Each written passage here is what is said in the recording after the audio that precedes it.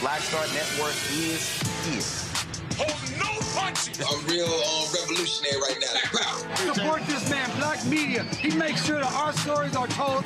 Thank you for being the voice of Black America, Roland. Stay black. I love y'all. All momentum we have now, we have to keep this going. The video looks phenomenal. See, there's a difference between Black Star Network and Black-owned media and something like CNN. You can't be Black-owned media and be scared. It's time to be smart. Bring your eyeballs home. You dig?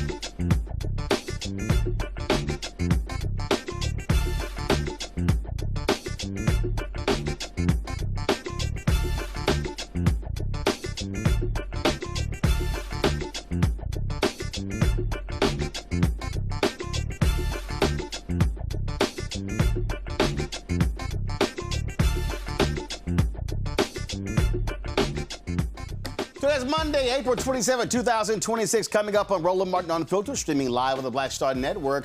Florida Governor Ron DeSantis has unveiled a proposed congressional map for the Sunshine State, which his office claims could allow Republicans to flip up to 4 U.S. seats in the House.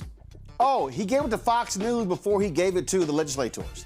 Nikki Fried, the chair of the Florida Democratic Party, will join us. The Supreme Court will allow Texas's redrawn Republican-friendly congressional map to stand, formally reversing a lower court ruling that deemed it unlawfully racial gerrymander. The Virginia Supreme Court hears arguments today challenging a voter-approved redistricting plan there. The court will decide whether the map meets constitutional requirements. Also, it's More Monday. Protesters joined Bishop William Barber to demonstrate against the spending of billions of dollars, what they consider an illegal and unholy war in the Middle East, where many people continue to suffer. Plus, Democrat leader Hakeem Jeffries calling out Republicans for their support of the war while they delay a bipartisan funding bill for the Department of Homeland Security. He also called out the White House when it comes to their language, their constant language of frankly calling out Democrats, claiming that they want to be violent.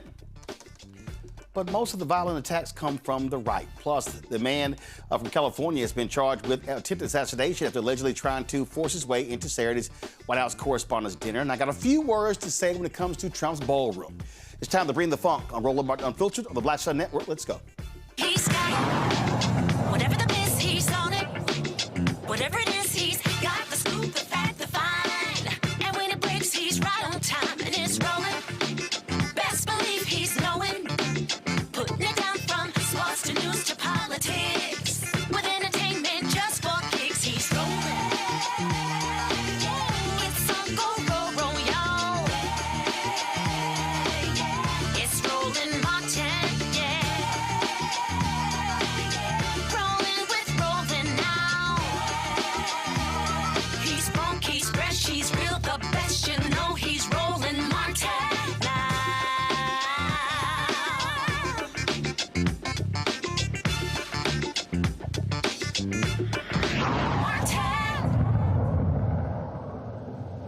A week ago, there were a lot of Republicans in Virginia complaining about voters there picking or choosing new maps. Many of them are going to be real quiet this week in Florida. Today, Florida Governor Ron DeSantis unveiled his new map for U.S. House districts. Go ahead and show us, y'all. Here's the map right here. Barely any blue dots. They want to pick up 4 seats there, okay? But guess what? He is so shameful, he didn't give this map to even Republicans or Democrats. He gave it to Fox News first. That's right. Republicans right now hold 20 of Florida's 28 seats, while Democrats hold just 7. They want to flip 4 of those 7 to the GOP side. Except there's a little problem. There's something called the Florida Constitution. Nikki Fried is the Democratic Party chair for Florida. She joins us right now. Nikki, glad to have you back on the show. So explain to folks watching and listening why that little pesky thing called the Florida Constitution could be a problem. You know, first of all, Roland, at some point, I'd like to come on the show and not be talking about the crazy crap that's coming out of my state. Unfortunately, Nikki, I'm from Texas, and I have to deal with crazy crap from my home state constantly because of people like Governor Greg Abbott and Lieutenant Governor Dan Patrick. Crazy. So here's the deal. In 2010, the people of this great state voted to make sure that Florida's congressional and legislative maps could not be drawn on partisan lines. That was done, 67% voted for this in 2010. So it is part of the Florida Constitution that says you cannot draw maps based on partisan lines. And that is exactly what the Republican Party and Ron DeSantis has done. And we really kind of started hearing that this issue back last year when DeSantis was gloating about alligator Alcatraz with Donald Trump and started to spew misinformation about the 2020 census and how Florida was deprived of more seats, even though he was governor during the 2020 census and failed to fund the census in Florida. So he's been playing this game for the last few months here in Florida and now has called a special session that starts tomorrow and has added 2 additional things to the call. Not having anything to do with the fact that Florida is the #1 state that's most unaffordable, that renters can't afford to stay here. Our property insurance is through the roof. Renters can't afford it. Our healthcare system is crashing, and the list goes on and on and on. But here we're going to call a special session to illegally, unconstitutionally draw maps based on partisan lines. Okay, and so now let's be real clear. He did the exact same thing in 2022. Taking away a black district, and then the Florida Supreme Court allowed him to do so. But even with this map, he's got Republicans who are complaining about the map as well, saying they could be stretching it so thin to put Republicans in danger of losing seats. Yep, absolutely, and that's what we continue to see. Even what was drawn today, and you're right, Roland. Like, he went on Fox News. He went on Fox News with a color-coded map that talked about voter registration differences in the state from 2020 to where it is in 2026. Once again, reaffirming and giving us plenty of evidence to present to the courts, showing exactly what he has done, and it is very much on the partisan lines. And because of doing this, you are not only risking taking away Republican votes from Republicans congressional reelections, but also legislators. We've got a whole lot of House and senators that are sitting in R plus not that many seats. And with an energized Democratic ecosystem, and with the fact that Florida has been overperforming the national average, we have moved left 17 points in every one of our special elections and elections beginning part of 2025. We have flipped 29 seats here in our state since 25. That is everything from the city of Miami mayor to the Boca mayor to flipping Mar-a-Lago House seat to a couple of weeks ago, another Tampa Bay seat. We are building a coalition of Democrats, Republicans, and independents that are rejecting this, all at the same time that they can't afford their groceries and they can't afford to fill up their tanks and they can't afford their utilities.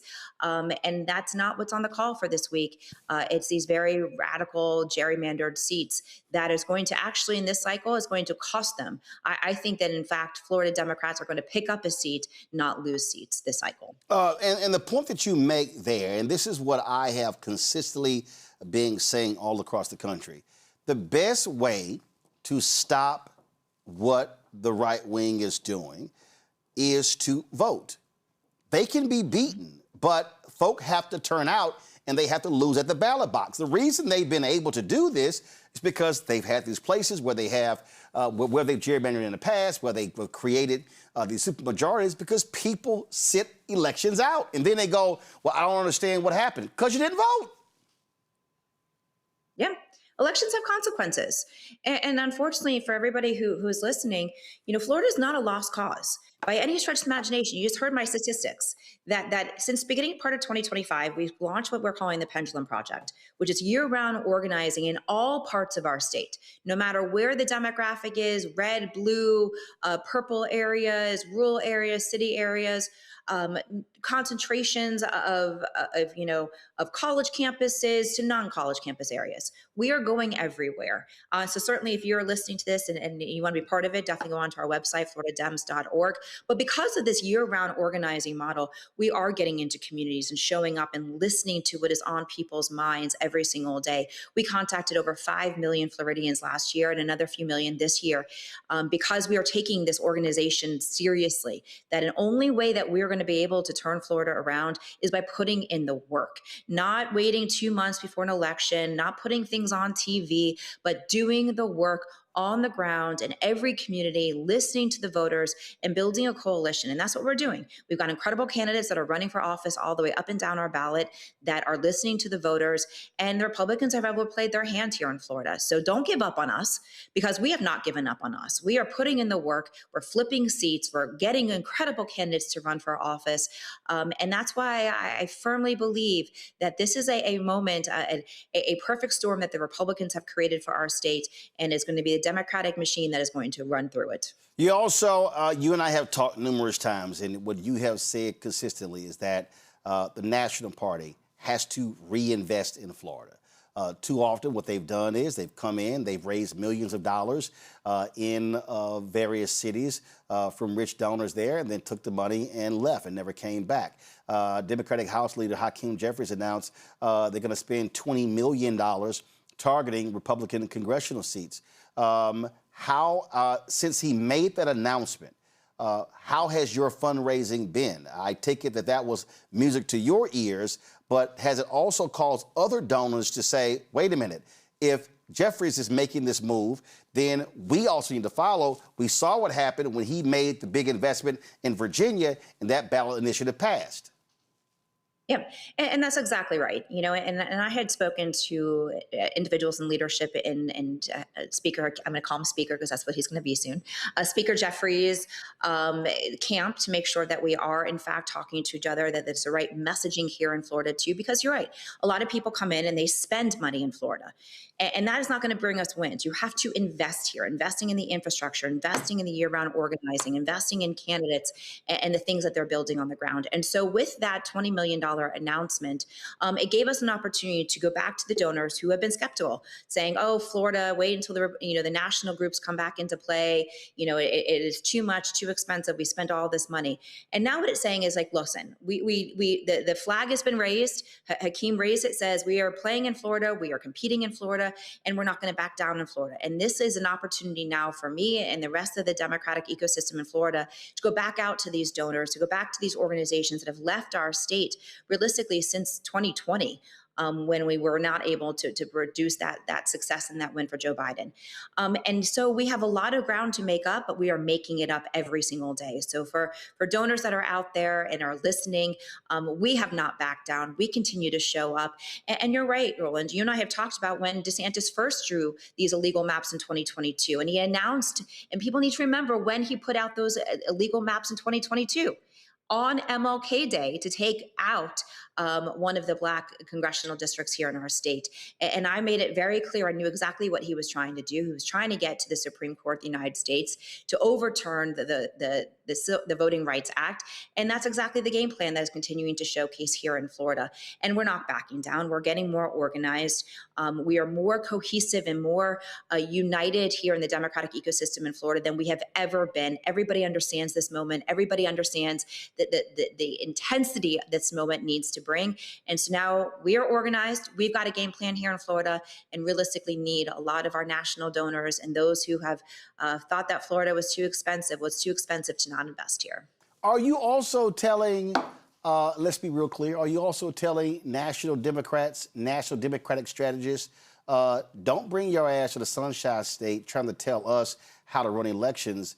You better listen to the people here to understand what's happening on the ground, because that's something that all across the country I hear, where what happens is on the House side, DCCC, on the Senate side, the DSCC, they come in with all their know-it-alls and they want to spend all the money on television, not realizing that you got to put money on the ground game as well. Are you making that perfectly clear to folks to say, hey, you listen to those of us who are from this state, from these cities, from these communities, from these neighborhoods, from these blocks, from these streets to know how to win here?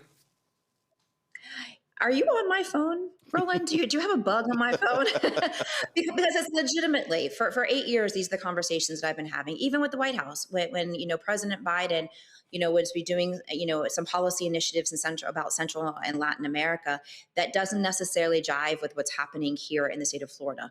And so it has been a consistent drumbeat, and including last week, making sure the messaging, and if they're going to be targeting a part of our state, we are different than other parts of the country. You cannot take polling from Texas on Hispanic voters in Texas and think that is going to translate to voters here in the state of Florida. You can't take messaging from New York and think that you're going to bring it down here to the state of Florida. So that is something that I do on a very consistent basis to all the national operatives and saying, listen, we are boots on the ground here in Florida. We are talking to our voters every single day.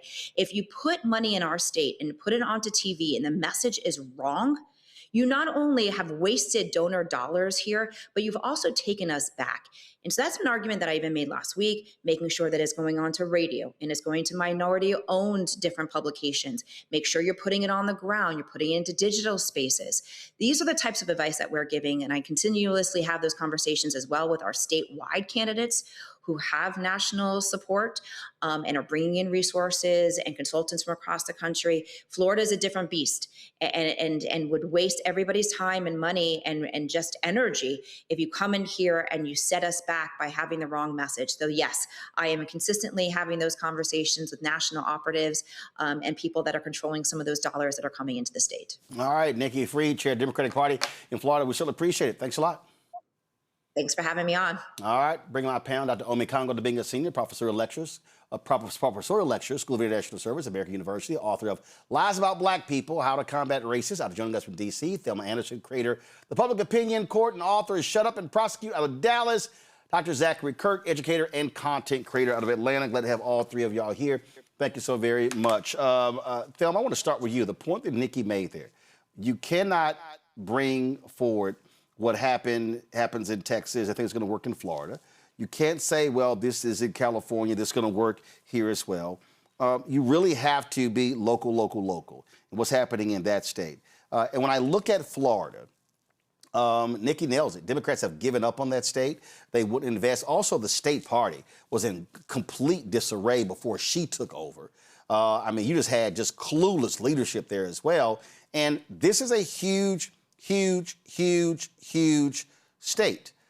It is in terms of you look at the presidential election. Florida used to be a competitive state. It was a state that Democrats competed in, and often was so goes Florida, so goes the nation. And when you look at the map, California has the most delegates. They're the largest congressional delegation, 54. When you look at Texas, that's 40 electoral college votes, 40 congressional seats. You look at Florida, you're talking about that number there, 30. That's huge. And so if you're Democrats, you have to compete in Florida if you want any shot at winning the White House. But in this battle right here, it's also important to make the investment to win statewide office, to win congressional seats, to win state Senate, state House, mayoral elections. You got to be organizing the whole state. You can't just give it up.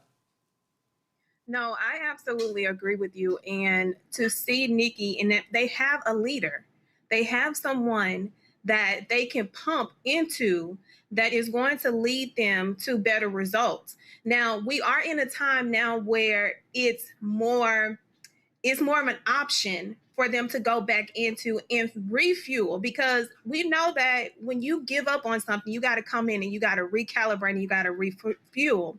And I think it's the perfect time to go back into Florida, and knowing that DeSantis is attempting to do something that his neighbors have done, and he knows that it won't work, but because he has done it before, he's like, oh, let me stick it out there again and see if it sticks. But thankfully, they do have an amendment that actually is going to put them on pause. But do we really believe in the Supreme Court for them to actually do what the law states? And outside of that, because the Democratic Party continues to say, oh, we're going to push out of Florida, we cannot push out of Florida. Florida is a state that can be up for grabs, but do we know if it's up for grabs if we are continuing to take money out of a state that can be beneficial for the Democratic Party? The thing here, when you talk about these seats, Omi Kongo, it has been extremely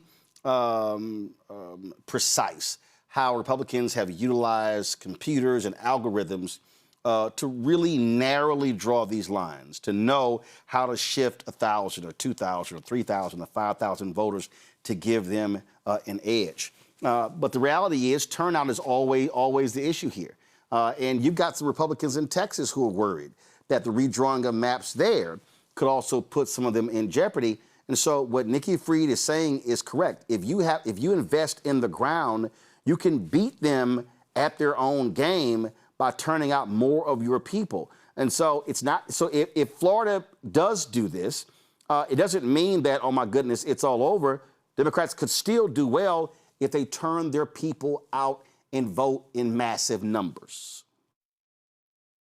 It always comes down to numbers across the entire country, and you always talk about that, Roland. You talk about, particularly as it relates to black voters, if we just vote our numbers in so many places, we could have flipped some red states blue or at least turned them purple. And, the fact of the matter is that we still don't seem to understand that. When it comes to Florida, there are some good candidates there, but they've seen wins already in Miami and other spaces. You got people like David Jolly, who people look at as a strong gubernatorial candidate. they can. This has always been the case. And so if people are really serious about Florida, now from the national level, if they're really serious about Florida, they're going to put some resources in, because just from your guest alone, there are people on the ground doing real work. And it seems like for the last, I don't know, 3 or 4 elections, we've always said that this election is the most important election of our time, right? And it seems like this is the most important election of our time right now. And if people are not really getting the message now, after all of the shenanigans that Ron DeSantis is pulling, this guy is doing everything he can to get some type of job in Washington, D.C. with the Trump administration, and they're not having it. I mean, I believe he fired Susie Wiles from his administration in Florida. She's not having it. So for him to go to Fox, right, as opposed to actually coming to the people of Florida. And I'm with Thelma on this. Like, I don't trust the courts in Florida, right? But the numbers, the overwhelming numbers. But I'm also frustrated at the fact, Roland, that Democrats always have to overperform in order to be able to have substantive wins, whereas the Republicans continue to make it harder to vote and easier to cheat so they can squeak by in the smallest way possible. And then people say, oh, yeah, this is the consequences of elections. But hey, this is where we are, and we have to continue to keep that eye on Florida and support Florida with our dollars. And the Democrats, the National Democratic Party leadership, they need to get on board and let the Floridians lead, as opposed to coming in with some cookie-cutter approach to how this is going to get done. Zachary, it really is. Listen, there's a Republican Supreme Court there in Florida. But again, no one knows. I mean, today in Virginia, the lawyers for the Democrats and Republicans went there, and the Democratic lawyer got pounded by Supreme Court members when it came to the ballot initiative there. Now, it doesn't mean you know how they're going to vote, but the bottom line is you don't know. But this is one of those things that if you're Democrats, you have to assume that the Republican supermajority in the legislature will rubber stamp what DeSantis wants to do, and then their whole goal is, hey, we got the courts on our side. It's going to go to the Florida Supreme Court. We think they're going to rule in our favor, and so that's what you have to deal with here. And so if you're Democrats, you fight as much as you can, but your real goal is to spend the time between now and November. Well, as always, enlighten, educate, inform, to turn your people out and overwhelm the ballot boxes come November. It's the only chance that we have to maintain and win. That's it. Like, the people of Florida, look, you know what you got to do. And not just, and that's, again, exactly what Roland said, but not only the people of Florida, listen, talking to your viewers, all of us in the United States. In Virginia, Democrats did the right thing. In California, Democrats did the right thing. They put it on the ballot and they let the people vote. That if you're going to redistrict, if that's what you feel that you have to do as a political leader in a state, then put it on the ballot. Let the people decide, not your gerrymander state legislators like what you have in the state of Texas, like what you have happening in the state of Florida, like what you may have happening in South Carolina. This needs to go through the people. Like what you had happen in North Carolina. It needs to go to the people. And so they're the ones who have the right to make the decision as to what's going to happen, who's going to represent them. And we can fight this in Florida, and we can win this in Florida, but the people have to come out. Personally, I firmly believe that today Ron DeSantis fucked up. Okay, that's what I believe. I believe that's exactly what he did, because you took districts that were plus 10 Donald Trump and you turned them into +5. You took away a huge advantage, and he is, the whole entire Republican Party, they are underestimating this man's vulnerability on the party. They are underestimating his level of unpopularity and how the people in this country, black, white, and otherwise, everybody, they're unhappy because they are broke. They cannot put gas in their cars. They cannot feed their families, and they're losing jobs left and right. And that is going to show up in November across this country, and it's going to hurt Republicans in ways they have no idea. We can win this, but it's going to take all of us working together to do it. Overwhelm the ballots and throw some money at the state. Throw some money at the state, people. All right, folks. We talk about Virginia, where the Supreme Court heard arguments today about whether the state's new congressional map, approved by voters last week, should be allowed to take effect. The latest in this nationwide battle between Democrats and Republicans. Here's some of what happened in today's hearing. There's the discussion of the publication requirement and whether there should be a publication requirement. And Mr. Slaughter states in no uncertain terms that the whole reason for removing the publication requirement from before the next general election issue is that the idea is that the people get to get educated before they vote to ratify it. And so therefore, that is when people need to be educated, is when they actually vote. And so if we're talking purposivism here, if we're talking about the purpose of protecting the people's vote and protecting the people's ability to weigh in, then I feel like it would be patently unfair to override the people's vote because of a concern that they had not gotten to the opportunity to voice their opinion months earlier. Regarding the special session surviving the convening of a general session, do you have any authority other than constitutional silence? No, Your Honor, there's no authority one way or the other on it. It really just comes down to the fact that, and there is one thing I do want to correct on the record about that, though. There's a lot of discussion of 611 or 612 days of continuous session. But to be clear, the legislature did business a grand total of 14 days. They were not. But contends they were in session the entire time. They didn't have to pass a new resolution by a supermajority or have the governor call them back in at their option.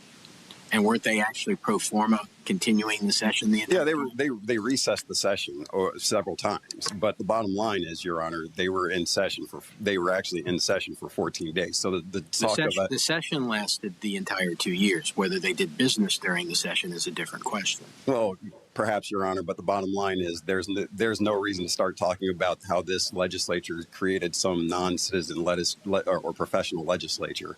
They were in for 14 days. They didn't violate any concept of a citizen legislature by remaining in recessed session for a long period of time. They only actually did business for 14 days. And so given that, and given the fact that there is no authority one way or the other, but the bottom line is that they weren't converting themselves to a citizen legislature. I really don't think that there's any constitutional argument that they somehow violated their powers as a legislature to continue the session. Unless there are any further questions. I have one, but I didn't want to eat into your time on the 3 issues that are before us. My understanding is there's additional lawsuits that are working their way through the courts. Can you give us a just very quick update on essentially where those are, if you're able to? Yes, I am, Your Honor. Okay, there are 2 other lawsuits working their way through. Currently, one has been filed. The Commonwealth has filed a notice of appeal in the Court of Appeals. This court then certified it to itself.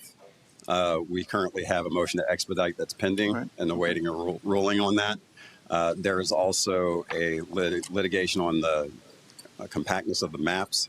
The Circuit Court of Richmond ruled yesterday that the maps are both compact enough, and the constitutional amendment abrogated the compactness requirement for this anyway.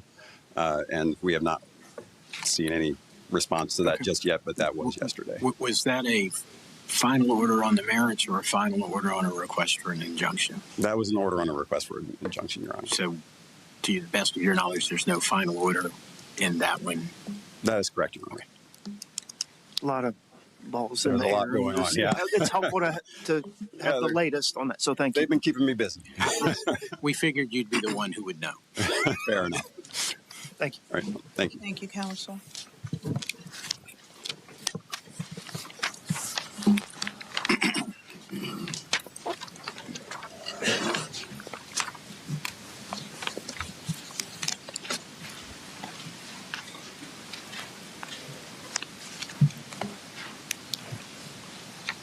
Good morning, Madam Chief Justice, and may it please the Court. Thomas McCarthy for the appellees. The Virginia Constitution and Code delineate a very specific and detailed process for amending the Constitution, a process that proceeds in 2 stages with an important role to be played by the voters of the Commonwealth in each. The Court held nearly half a century ago that Virginia voters are entitled to strict compliance with that constitutional amendment process. Yet a bare partisan majority of the General Assembly rammed the proposed amendment through the legislature, departing radically from the mandated constitutional amendment process and historical practice, severely undermining the rights of Virginia voters, and indeed undermining confidence in the results of the very referendum itself. When you say a bare partisan majority rammed it through, that sounds like an argument about something that they shouldn't do. but we're only concerned with what they couldn't do. It doesn't matter that it passed by one vote, and if it only passed by one vote in the General Assembly, if they have the power to do it, or if they followed the right procedure. They clearly have the power to do it. The question is, did they follow the right procedures? So I would ask that you focus your argument on that. Now, Democrats in Virginia pushed this new congressional map in response to what Republicans are doing elsewhere. Again, the Supreme Court will decide. It's 7 members of the Supreme Court, and so we'll certainly see what happens. This is going to impact what goes down in November. Now, the Supreme Court today ruled that Texas can proceed with a congressional map that favors Republicans. In a 6-3 decision, the court formally reversed a lower court's ruling that deemed the map an unlawful racial gerrymander. The high court's ruling allows Texas to use the congressional map passed by the state legislature last summer in the upcoming November elections. This map could secure Republicans up to 5 additional seats in the House, and it would remain in effect until at least the 2026 election. The dissenting justices in the summary reversal were Sonia Sotomayor, Elena Kagan, and Justice Ketanji Brown Jackson. Now, why is this Supreme Court decision in Texas important? Because the lower court called it a racial gerrymander. The Supreme Court will be issuing its opinion in the Louisiana versus Calais decision. Why is that important? Because they could very well rule, and based upon the questioning that we saw within oral arguments, they probably going to rule that race cannot be used in the creation of these districts. Now, this is important because that's why DeSantis is doing what he's doing in Florida. He believes that that's exactly what is going to happen, that the Supreme Court is going to rule in favor of Republicans in this because they're fighting the creation of a 2nd district in Louisiana. Now, here's what's crazy. Supreme Court previously ruled that the district was supposed to be created. But then the same Republicans came back and then tried to say, well, we shouldn't be using race at all. That's what they're going to be deciding.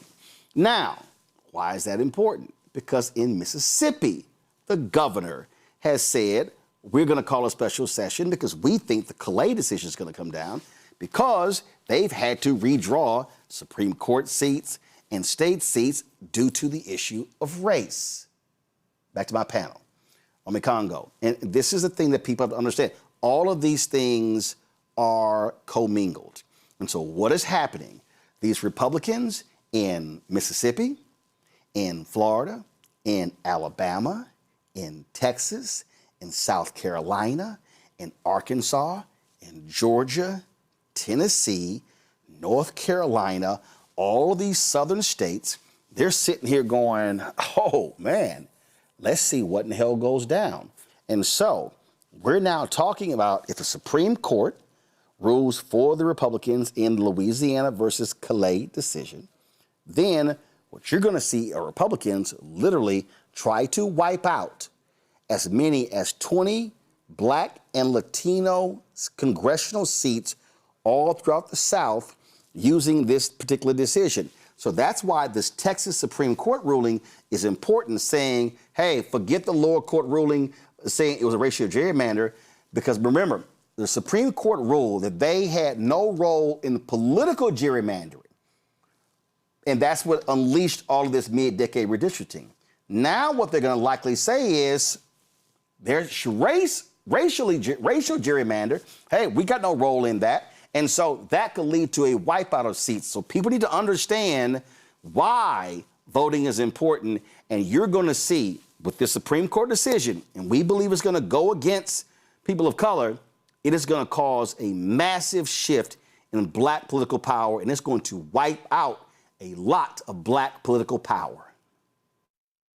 I mean, and you add to that what's gonna happen in that decision relating to the Voting Rights Act as well, and they are, as a word has said, with surgical precision, targeting all aspects as it relates to Black empowerment through the political process and voting. As I said earlier, they want to make it easier to cheat and harder to vote. If we don't come out in these overwhelming numbers, it's I don't want to say lights out, because we've been in worse situations and we fought for these rights, but all of the struggles that we've put through to get to this point, you know, with the Civil Rights Act, the Voting Rights Act, it's all being wiped away, and they're doing it slowly. And I just don't understand for the life of me how slow Democrats Democratic leadership has been as it relates to responding to this. They're so reactionary, and it seems like day by day, Republicans have cookie cutter legislation already in store that they're using, that they're passing around to their colleagues in different states. They already know which judges and which courts they're going to target. They already know what they're going to push to the Supreme Court. And we have some fighters out there like Mark Elias and others, but it seems like the Democrats are just always behind as it relates to this, even when they're in power in certain places. And so it always comes down to the people. And it's unfortunate that we don't have leadership that's as strong, that listens to people like you as they should, because Roland, again, you've been one of the people at the forefront of talking about this. And I mean, some Democrats do get it, but not enough. And since the Democrats don't get it, all we really have right now is the people. All we have is independent media sources like this, lawyers who are out there really doing their work, grassroots organizers who are out there in organizations that you talk about supporting all the time. And for everybody out there, this is why Roland's always saying, send the money to the local organizations doing the work, or the grassroots organizations doing the work, as opposed to the national Democratic leadership, because it seems like at many levels they don't really know what they're doing. But this is an all hands on deck approach, and you really laid it out of how it's happening across the country, particularly in the southern states, and it's only going to get worse if we don't act right now. See, Zachary, what I need black people to understand, I'm not having primarily, I'm not making a Democratic argument. I'm making a black argument. I'm making a Latino argument. Now, what I'm also doing, though, is looking at the reality of where is black power. Okay? The 4 Republicans in the House, they're going to be gone come January. Okay? Wesley Hunt ran for U.S. Senate, couldn't seek his seat. Byron Donalds is running for governor. If he wins or loses, he can't run for his seat. Burgess Owens was afraid to run after they created a new Democratic seat in Utah, so he chose not to run. John James is running for governor of Michigan, so therefore giving up his seat. So facts are facts. If you're African American, our black political power is on the Democratic side. So what I'm trying to get our people to understand is that what they're doing, and I have been saying this consistently, and for all y'all black people, it's amazing that people got lots to say about Megan and Klay Thompson, which ain't got nothing to do with political power. It's amazing. Folk got a whole lot to say about everything else, but what we're talking about here is going to have a direct impact on billions of dollars flowing out of our community if Republicans are able to wipe out black political power, Zachary.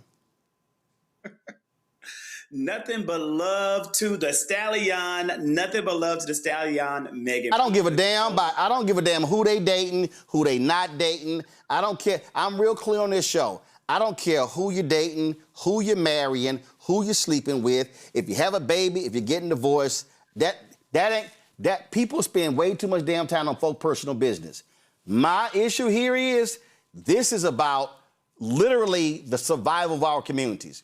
And folk who spend more time on bullshit and not real stuff gonna wake up come January and go, oh my God, what the hell happened? Like folk did on election night, November 2024.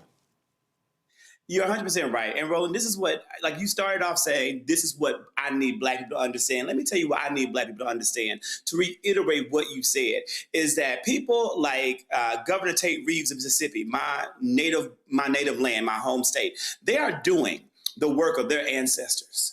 They are doing the work of their ancestors. These Republican governors in the South who are fighting here, ready to redistrict, pens in hand, people, pens in hand, ready to carve us out, ready to dilute and end black voting power in this country. They're doing the work of their ancestors. And I need all of us to do the work of our ancestors. Our ancestors fought diligently with all they had to ensure that we will be in a place in the future where we could vote, where our votes matter. We stand on their backs. They lost everything, including many of them their lives, to cast a damn vote. And here we are in 2026, uninvolved, uninterested, unwilling to get up off of our black asses and do the exact same thing. We have to show up in record numbers.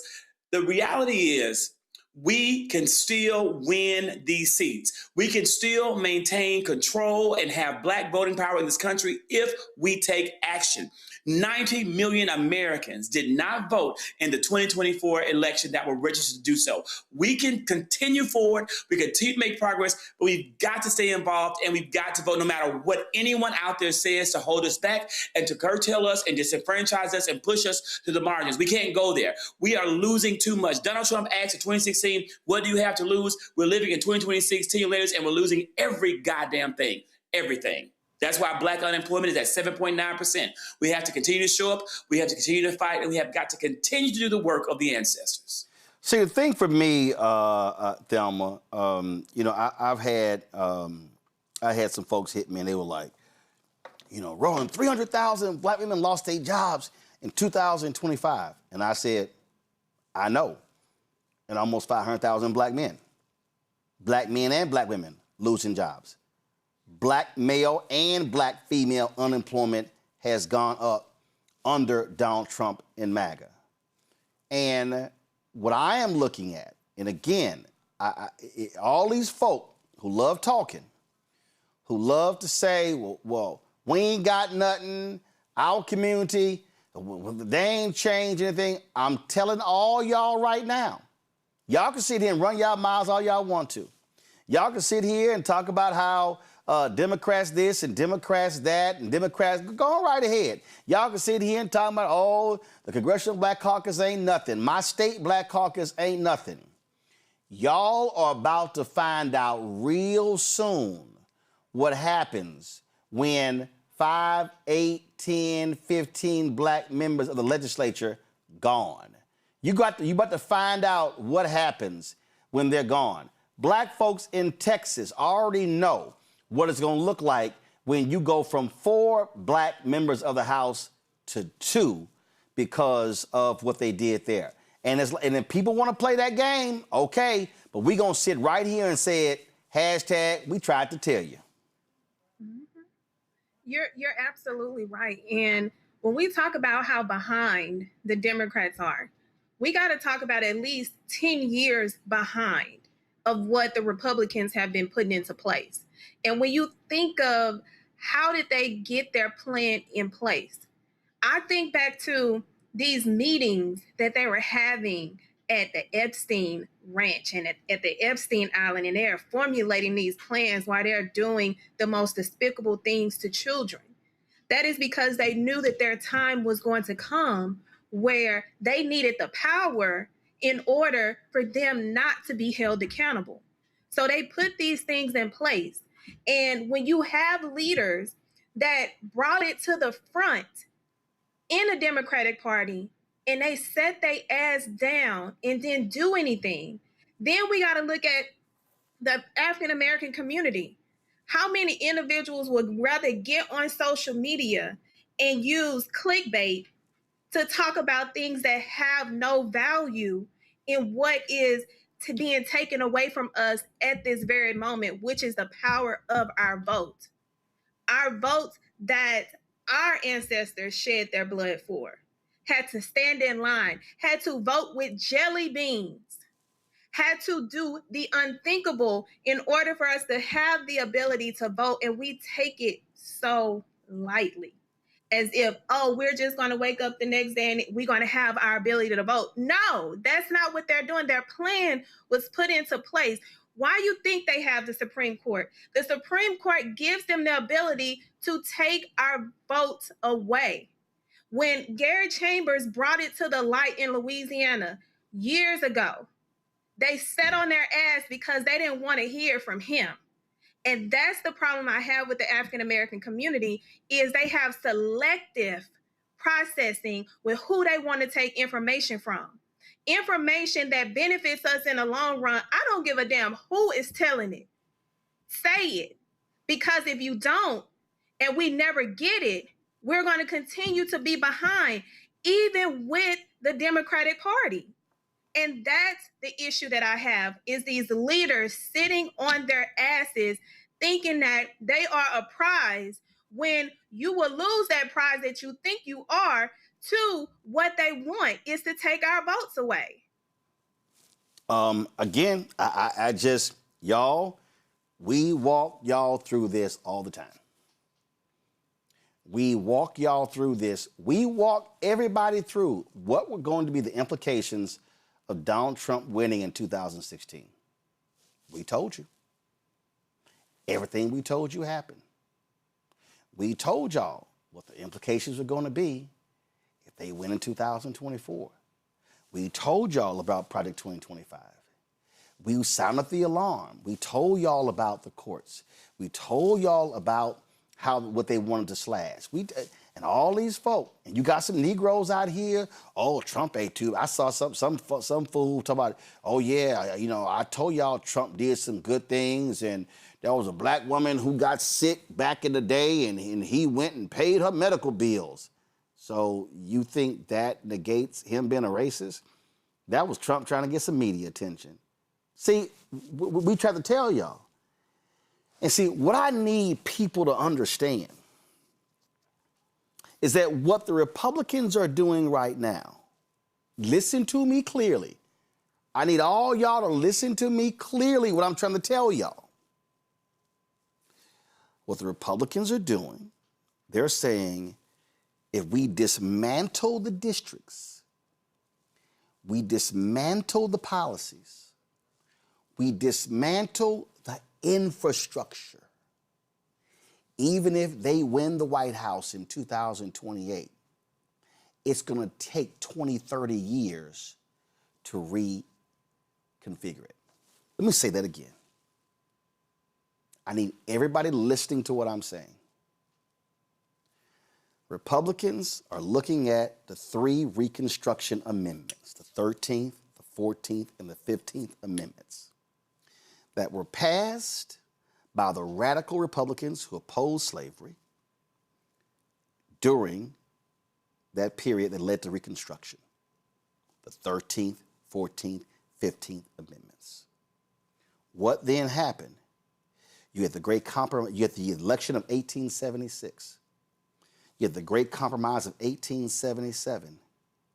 You then, of course, had the Supreme Court making various rulings, and then you had, of course, the Plessy versus Ferguson ruling in 1896.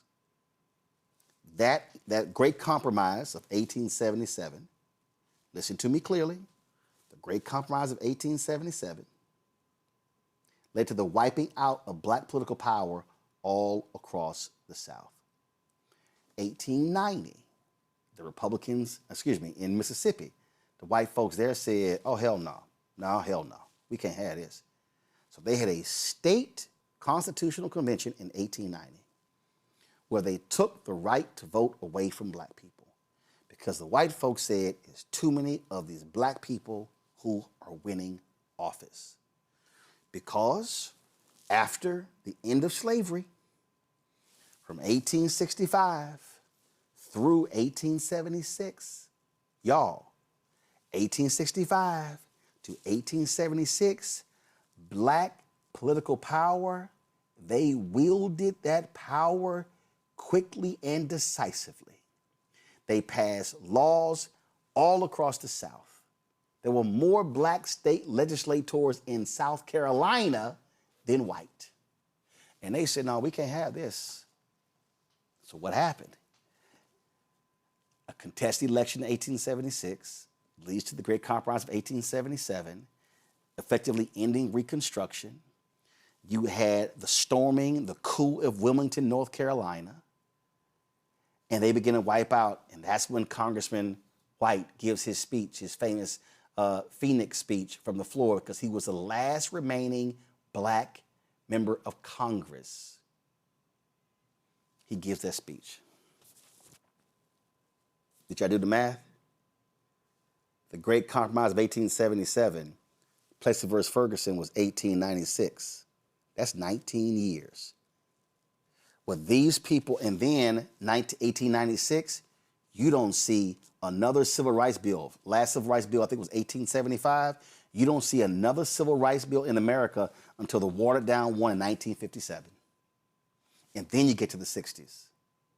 And so what today's Republican Party, not the radical Republicans in the 1800s, today's Republican Party is aligned with the Southern Democrats of the 1800s.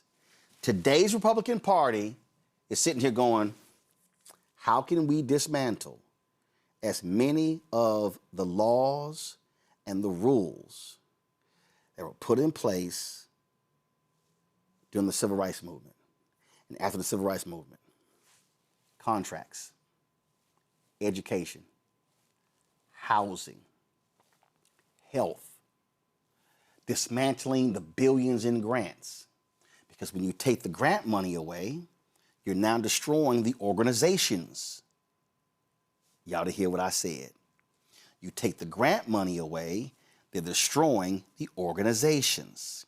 The organizations are within the communities. And so now, when you choke off the money, you no longer are seeing the results. What did Doge do? Doge choked the money off for AIDS programs in African countries. A year later, what are we now seeing? The rise of AIDS in those African countries. And so what I need, black folks, and we love commenting on bullshit on social media. What I need y'all to understand is that what we are seeing right now is the targeting of anything black and everything black. They laid it out, and they're saying if we completely disrupt and dismantled the federal laws that guaranteed voting rights, the federal laws that determine congressional seats and state seats, if we dismantle these things, then we are wiping out the complete black infrastructure. And that's why I framed this in January of last year as this is the defunding of black America. And it's happening before our very eyes. And so you can be consumed with all this other stuff. You can be sitting here, you don't like me, you can't stand what I say. Oh, you met me and I was rude, which is nonsense because I speak to everybody when I go anywhere. Y'all can say, you can say whatever you want to. You can sit here, y'all can trash me on Threads, Twitter, Instagram, all over the place, but I'm not lying. And I'm telling you right now, black people, if this continues, and if we do not vote, and I'm gonna take a break, and I'm gonna show y'all what happens when we don't vote. The last election was the largest gap in white-black turnout in 30 years. I need y'all to understand. We scared the shit out of them in 2008. In 2008, black people, by percentage, voted at a higher rate than white people did for the first time in American history. And that was with the election of then Senator Barack Obama. That was 2008. 2010, many of us who showed up in 2008 didn't show up in 2010. And then you had the Shelby County versus Holder case that was decided by the Supreme Court and that gutted Section 4 of the Voting Rights Act. And that's when they began to fight the Voting Rights Act, shut down polling locations, change voting rules, put in voter ID, because they saw with their own eyes the power of black voters. And they said, no, we can't handle this. And what has been our response since? We have had fewer of us voting in each election since 2008. I've always said, when you show what you are capable of doing, you got to keep showing them. And you got to keep turning out. They are absolutely scared of the future of black people and Latinos and Asian Americans being in charge. My book is called White Fear, How the Browning of America is Making White Folks Lose Their Minds. This is the book, y'all, and I laid it out. And I'm telling you right now, what I am laying out to you is exactly what is going on. And I'm telling you, if we continue to play games and to be talking about every other thing and ain't got nothing to do about our future, we gonna look up and we gonna see, and we're already seeing it, we're gonna see scholarship programs wiped out. We're gonna see black health programs wiped out. We're gonna see education opportunities wiped out. We're gonna see black political offices wiped out. We're already seeing last year, Biden-Harris, $10 billion in federal contracts going to black-owned businesses, with only 2%. That sucker's already down to 1.2% under Trump. So if you lose economics, education, health, civil rights, social justice, they've wiped out your black infrastructure. And that is their aim. So, folk, I'm telling you right now, you can mark it down at 7:02 p.m. Eastern on April 27th. If we sit these elections out and let them win, and when it happens, y'all mark this moment. You cannot say you weren't warned. You cannot say the flag was not flown. You cannot say the siren was not sounded. Because it is. We're going to keep hitting it every day, whether the haters like it or not. I'll be right back.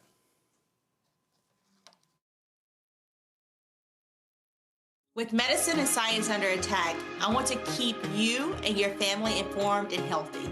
I'm Dr. Ebony Hilton, and I knew at the age of 8 that I wanted to be a doctor.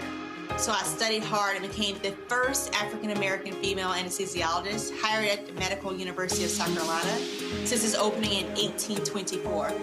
And I always say I was made into a doctor, but I was born to be a mom. And as a new mom, wife, sister, daughter, and friend, I understand how frightening a medical crisis can be. I care for individuals on some of the worst days of their lives, and it's my mission to provide you with a safe space to gain clarity on issues affecting your mind, body, and soul. I recognize that there are health disparities, particularly as it pertains to race, and I want to help bridge the gap between you and your healthcare providers. Join me every Thursday for Second Opinion on the Black Star Network, where each week I'll invite experts from various medical fields to share the latest health news. We'll discuss topics such as the vaccine debate, mental and sexual health, medical bias, infertility, menopause, andropause, nutrition, and aging. Together with my medical colleagues, we aim to provide you with a second opinion. Don't miss it, Thursdays only on the Black Star Network. Hi, I'm Swing Cash, Basketball Hall of Famer, and you're watching Black Star Network.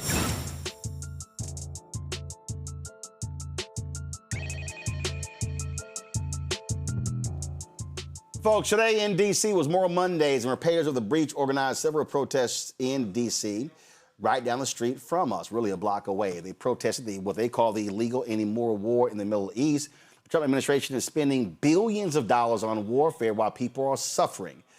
Bishop William Barber made it known that they are standing against the policy of violence, abandoned communities, and the normalization of destruction.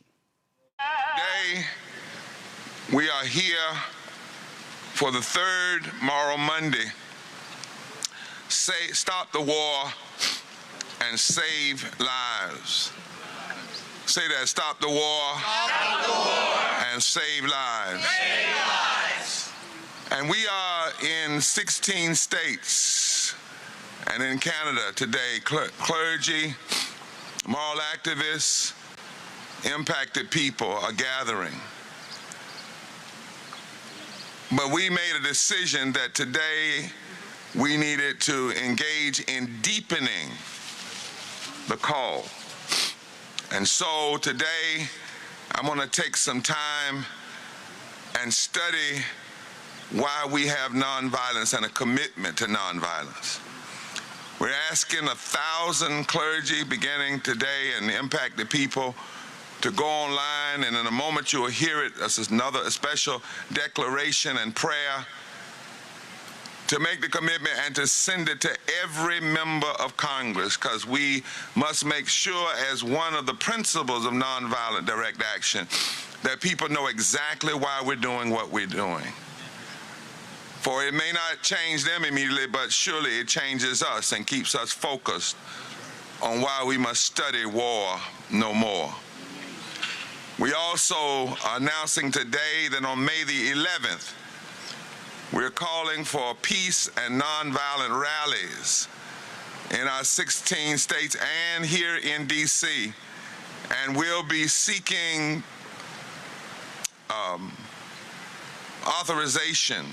What's it called when you get from the city, permits to be in the street right here in front of the White House, and call on people to join us on May the 11th here and around the states. Lastly, today we are also announcing that we're calling on young people who now are automatically selected to serve, that in our Moral Mondays we will be teaching the basics of conscientious objection and giving young folk a place they can come and announce their public statement against war and how and what the process is for engaging in conscientious objection. Why these three things? Why this deepening? Give me a moment as we talk to people around the country and around the nation and those of us who are here. At Saturday night's White House Correspondents' Dinner, journalists planned a party with White House officials. The very White House officials who consistently berate them for doing their job. That in itself was a curious reason for gathering. But before Trump could give what he claimed would have been the most inappropriate speech ever made, it's what he said. The event was interrupted by Cole Thomas Allen, a 31-year-old man from California who fired at Secret Service agents while attempting to storm a security checkpoint. Allen was taken into custody with no officers or guests, and no officers or guests were injured. At a press conference back at the White House, Trump claimed he felt everyone coming together before the shots were fired and called for unity in response to the gunman's action. But President Trump has spent a decade or more exploiting every possible fault line to divide Americans. He has incited violence against members of the media at rallies, and he kicked off the celebration of the United States 250th anniversary in Des Moines, Iowa, last July 4th by declaring hatred for Democrats and others who would not support his dramatic cuts to nutrition assistance and health care, which are also forms of violence. We know very little about Allen or his motive for this attack, but this much seems clear. Allen believes what the president and many others in our society believe, and that is that peace will come when their enemies are obliterated. And they must use violence to win the world that they want. This idea is what Jesus called bad leaven, a spirit of division and violence that cannot be easily turned off once it has been unleashed to serve some political goal. Once this bad leaven is unleashed, once this spirit, impure spirit is unleashed, it's hard to turn it off. You heard Bishop Barber there talking about the man who's now been charged with attempting to storm the White House Correspondents Association dinner. He has been charged with, again, attempted murder on Donald Trump. Cole Thomas Allen, the educator and engineer, was formally charged during his first court appearance. He faces additional charges for using a firearm during a violent crime and for transporting a firearm across state lines with the intent to commit a felony. An FBI affidavit reveals details about Allen's planning. Authorities allege that on April 6th, he reserved a room at the Washington Hilton where the event would take place. He traveled by train from California last week and checked into the Washington Hilton a day before the dinner with his room reserved through the weekend. The event had barely begun when the 31-year-old resident of Torrance, California, armed with a shotgun and a pistol, attempted to bypass a security barricade a floor above the ballroom. This prompted an exchange of gunfire with Secret Service agents. One agent was hit. He has since been released from the hospital. It led to the cancellation of the dinner. Allen's next court appearance is April 30th. Now, what then happens is Donald Trump goes to the White House, holds a news conference, praising security, and then he uses his opportunity to tout why his ballroom should be built. Okay. But y'all, and then, of course, what we've now seen is this unleashing of attacks on Democrats saying that, oh, the leftists are what's wrong with this country and they're the violence that's taking place. Well, the first guy who tried to shoot Trump was a Republican. The second dude who had a gun at Mar-a-Lago was a Republican. This dude was a registered independent. So you got all that going on. So we're going to talk about that. But here's what is quite interesting. So Trump uses this moment to tout his ballroom, and the right wing follows. And you got Senator John Fetterman, others like, oh, yeah, we need to build a ballroom. So let me help y'all out who don't know anything about this. The White House Correspondents' Dinner is put on by the White House Correspondents Association. That's not a White House organization. That's a group of journalists. The dinner, the occupant of the White House is an invited guest. It's not his dinner. So this notion that you can just move it to this ballroom is a lie. Okay, here's the other thing, y'all. Trump's ballroom, it's supposedly only going to be able to hold 650 people. You know there were more than 2,000 people at the dinner on Saturday night?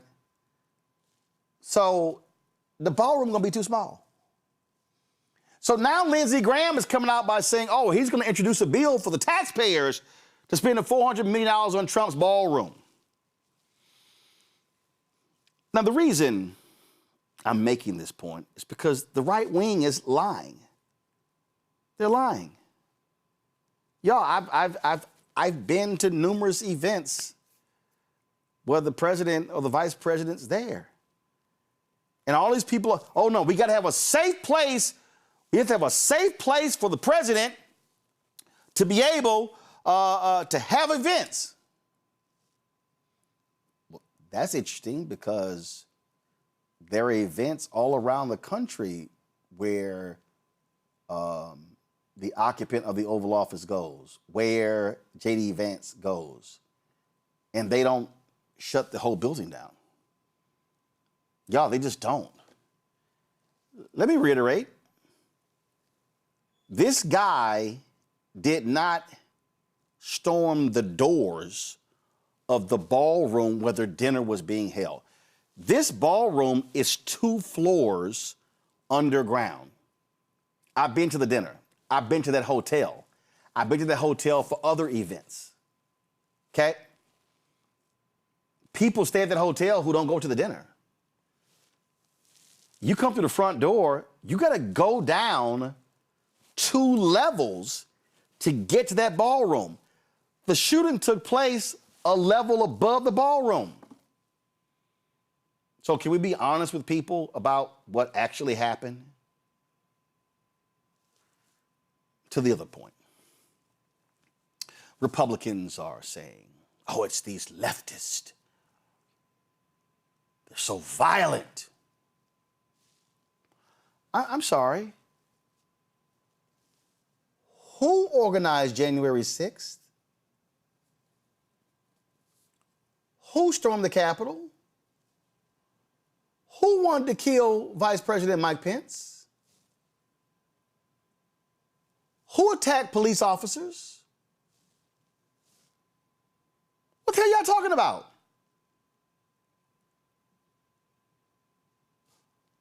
Who tried to kidnap the governor of Michigan? Who shot and killed the former leader in Minnesota and her husband? And then shot another legislator and his wife? Do y'all see how silly? See, I ain't playing this both sides all back. And then to have Donald Trump, Democrats tone down your rhetoric. No! The reason I would have never gone to that dinner, because this man despises the media. He has attacked journalists. He has attacked black journalists. He has attacked black female journalists. That's who he is. There's no person in this country who has done more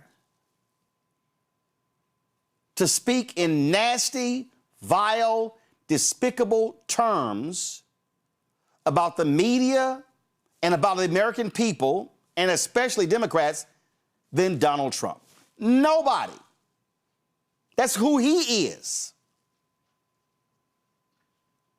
And so when I hear these people talk about, you got to turn the heat down. I don't, all this both sides, no.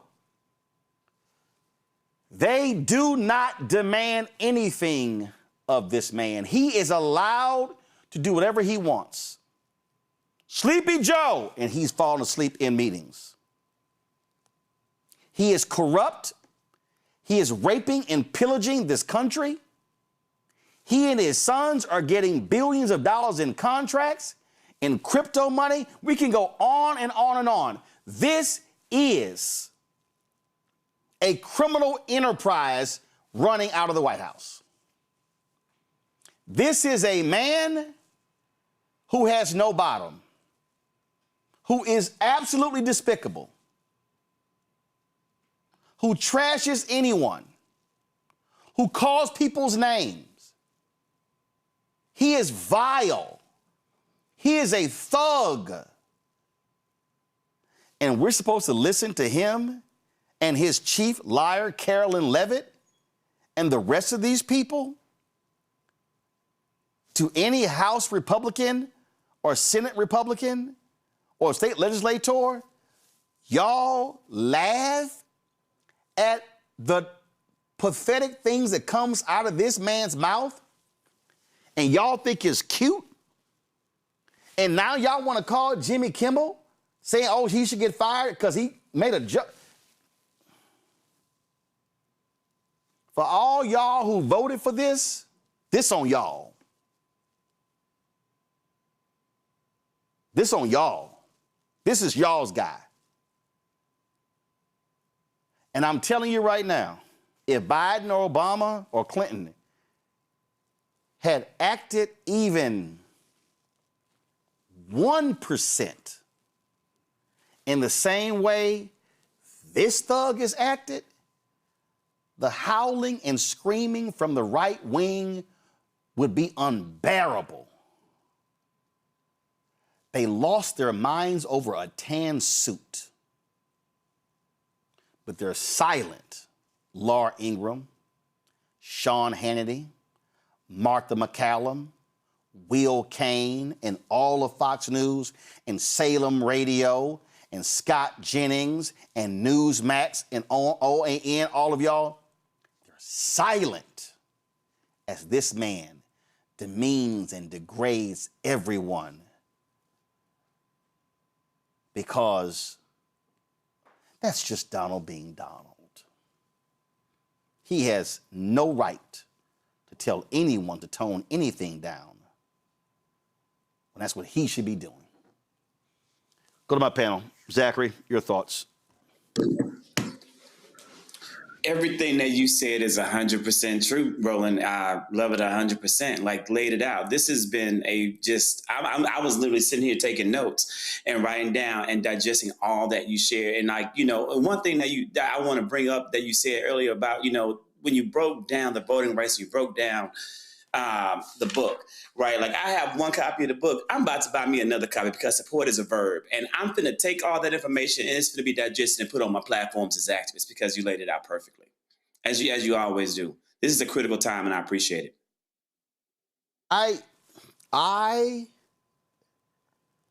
Congo, I am very clear on this. I've covered Republicans, I've covered Democrats, I've covered independents. What these people have allowed to happen with this man 2 blocks from this office is beyond despicable. They have no leg to stand on. And whenever they try to criticize somebody else, I'm like, I don't want to hear it when you smile and cheer on the filth that emanates from this man's mouth, and then they dare try to say he's a Christian.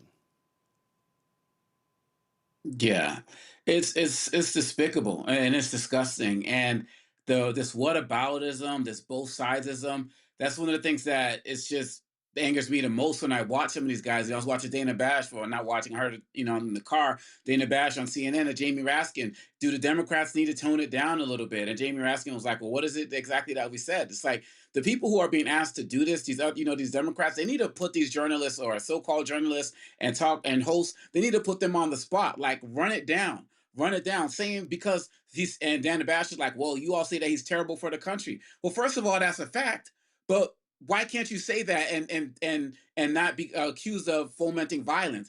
And then you say nothing about Trump, who is fundamentally a violent man. Whether you're talking about the rape charges, whether you're talking about all of his rhetoric about, beat these guys down, I'll pay your bills. Back in the day, we used to carry these guys out on a stretcher, like from the very top. And you notice whenever Democrats suffer any type of political violence, whether we're talking about the representatives in Minnesota that you mentioned or Nancy Pelosi's husband, they never come out and talk about toning anything down. And they never really get asked about toning it down. And on top of that, they joke about it.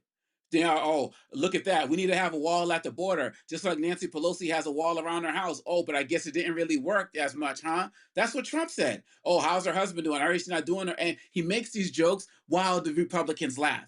And so the media folks don't want to, the mainstream media folks don't want to call them out on their hypocrisy. The Democrats don't want to accurately challenge these hosts when the whataboutism is brought up. So all that's left is us. All that's left is those out here in these independent media spaces and our platforms to call out the hypocrisy, because the violence comes from the top. And furthermore, it not only comes from the top, the Republicans, they elevate violent people. They elevate racists. They elevate homophobes and misogynists and anti-Semites and Islamophobes. At least the Democrats, when something like this happens on the Democratic side, the Democratic leadership will at least call people out, maybe call people to resign, vote. I'm not saying they should do this, some voted, I think, to censure Rashida Tlaib or whatever. Maybe I was wrong about that. But at least they take some form of action to hold their folks accountable. Republicans, it's like getting to the top. It's a feature to be racist. It's a feature to be violent. It's not a bug. And so that's another reason why this whataboutism is absolutely fake. But let's be mindful of it, Roland. Last thing I'll say, at the White House Correspondents' Dinner, CBS, who's now officially in the hands of the Ellisons and Trump, they had 15 tables at the White House Correspondents' Dinner. So this media is already wrapping itself around catering to Trump just by who's owning these outlets alone. So we're only going to see more of the whataboutism from the networks that they own, or the people possibly like Dana Bash who are auditioning to stay on once they take over CNN. Again, we're going to call it like it is. Again, what these people are saying and doing, it's abundantly clear. I just need people to understand what's going on. And this man hates He hates the media. He hates any media that doesn't kiss his ass. And he relishes being able. He relishes being able to slam reporters at all turns. And he specifically and consistently is attacking black journalists, black female journalists, Thelma. And what drives me crazy, you're there in Dallas to sit here and have to listen to Texas Governor Greg Abbott and Lieutenant Governor Dan Patrick, who tries to act like he is just this super holy, super Christian, and they will stand with this evil man at every turn. Listen, we gotta call it like it is, just like you said. This is not just a Republican problem. This is a world problem because the world allowed this to happen for him to get into office. And when I'm thinking about this White House Correspondents' Dinner, when has this ever happened before? And we're talking about, oh, we need to protect the president. Well, maybe he needs to stop showing up so other people can stop being put into danger. Because when you look at the landscape of it all, it gives setup how relaxed they were. You can't tell me that the FBI and the CIA, with all of their technology and capabilities, did not intercept that man's manifesto and knew what his plan, his plot was, and knew when he arrived. Which goes into the effect of, okay, well, why was security so relaxed? Why was Kash Patel so relaxed? Why was Trump sitting up there like he said, I wanted to stay and see what was going on? Why was J.D. Vance so relaxed? Why was Hestage was so relaxed? Why was they all sitting up there like it was a goddamn party? Because look at the economy. He getting his ass kicked in the war. The Epstein files won't go away. The questions won't go away. Manipulating the stock market in order to say, oh, we got a deal today in this war. We don't got a deal tomorrow. We close to a deal. Hold on, the deal almost manipulating the stock market to enrich themselves while they are causing Americans to suffer. And the Americans that they want to suffer more looks like me, because they know that with African Americans, we have power. And our power is something that always scares them. So when we're looking at the whole landscape of how dangerous this man is, this man has been dangerous his entire life because he's had access. He's had resources.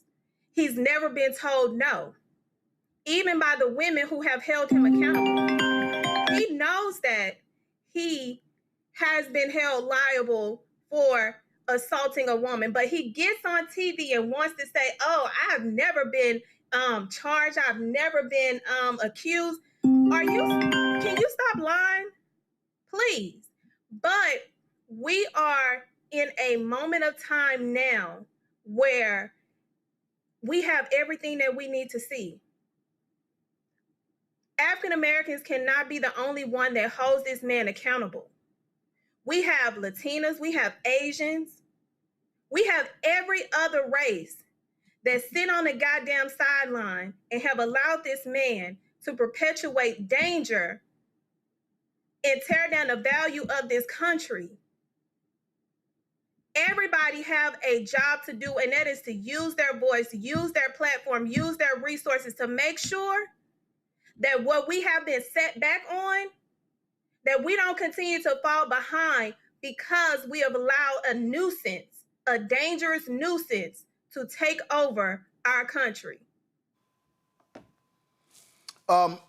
Just so we're clear, this is from the Rupert Murdoch-owned Wall Street Journal. They put together a graphic that says political orientation of perpetrator in domestic attacks and plots targeting the U.S. government for attacks where orientation was unknown. The blue is what they call the left. The red is what they call the right. 1995 to 2000. 2005 to 2010. 2015 to 2020, and then 2025. The source, the Center for Strategic and International Studies.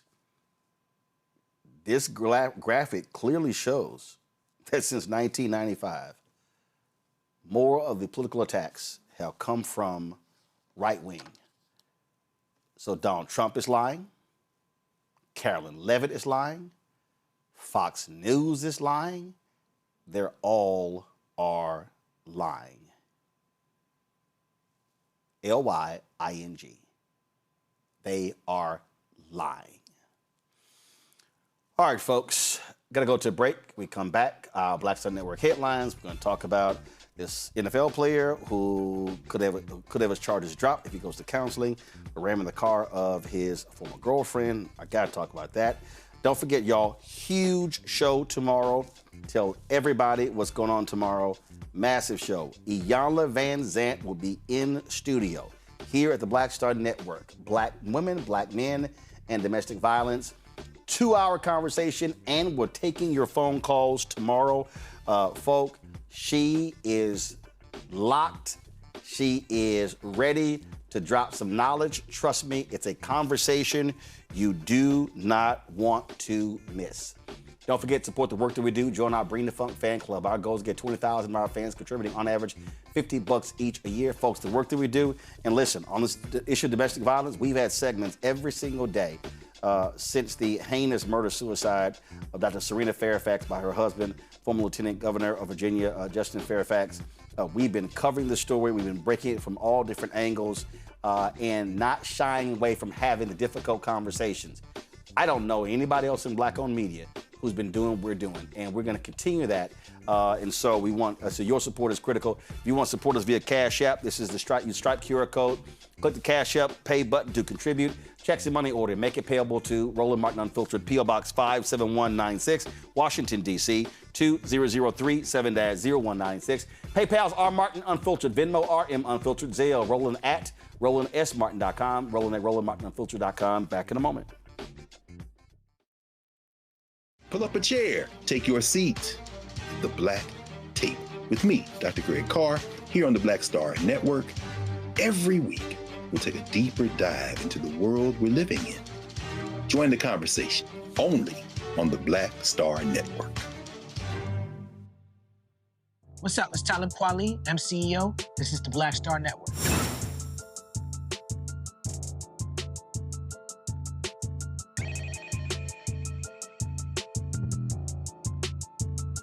Folks, time for Black Star Network headlines with Brittany Noble. Iran has proposed to lift its restrictions on the Strait of Hormuz in exchange for the United States ending its blockade on the country and concluding the war. According to this proposal, discussions regarding Iran's nuclear program would take place later. But President Donald Trump seems unlikely to accept this offer. Currently, a fragile ceasefire maintains a standoff between the U.S. and Iran over the Strait of Hormuz, the narrow entrance to the Persian Gulf, and a crucial passage for about 1/5 of all traded oil and natural gas. Iran has limited movement through the strait, while the United States has imposed a blockade on Iranian ports. During a visit to Moscow, Iran's top diplomat stated that American leaders are interested in negotiating because they've achieved none of their goals in the war. And in Louisiana, a controversial bill that could potentially force individuals experiencing homelessness into unpaid labor is advancing through the legislative process. House Bill 211 aims to make it illegal to camp on public property, specifically targeting those with nowhere else to go. If the bill is signed into law, individuals caught camping for the first time could face a $500 fine or up to 6 months in jail. For repeat offenses, penalties could increase up to 2 years in jail, with or without requirement of unpaid labor. The bill also authorizes courts to require unpaid work from those who could not afford treatment programs. While supporters argue that the bill enhances public safety, critics contend that it criminalizes poverty. The bill has successfully passed the House and is now headed to the Senate. A man has pleaded guilty to the 2002 killing of rap pioneer Jam Master Jay, born Jason Mizell of Run DMC, in a New York federal court. 52-year-old Jay Bryant admitted that he assaulted others in entering a building to ambush the DJ in his Queens recording studio. Bryant's admission provides closure but adds complexity to an already complicated case. He did not identify the individuals he helped, but the jury in 2024 convicted 2 other men, Jay's godson, Carl Jordan Jr., and his longtime friend, Ronald Washington. Eventually, a judge cleared Jordan of the charges, citing insufficient evidence to hold him responsible for the crime. Washington has also contested that his conviction, and Bryant is expected to spend up to 20 years in prison. A sentencing date has not yet been set. Virginia Commonwealth University is committing $3.6 million to build a memorial honoring dozens of individuals, most of whom were of African descent, whose bodies were stolen from graves for medical dissection and other discarded in a well. It happened during the 1800s, and the remains discovered in 1994, those included men and women and children. Many of them showed signs of surgical experimentation. Through the East Marshall Street Well Project, the university now plans to create a burial site and memorial space. University leaders say the goal is to honor the lives of those who were once denied their humanity. And Nebraska's first state-approved Black-founded school, Identity Preparatory Academy, is set to open this fall as an all-girls middle school that focuses on culturally responsive learning and academic excellence. It was founded by Dernisha Phillips. The school has been shaped directly by the voices of young girls and families through a program called Dreams of Our Daughters, where students played a role in designing everything from curriculum to extracurricular activities.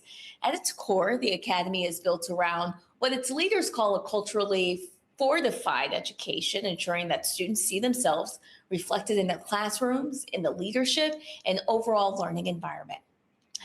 And the movie Michael performed exceptionally well at the box office, grossing a record-breaking $97 million in North America during its opening weekend and $217 million globally. Now, this made it's the biggest debut ever for a music biopic.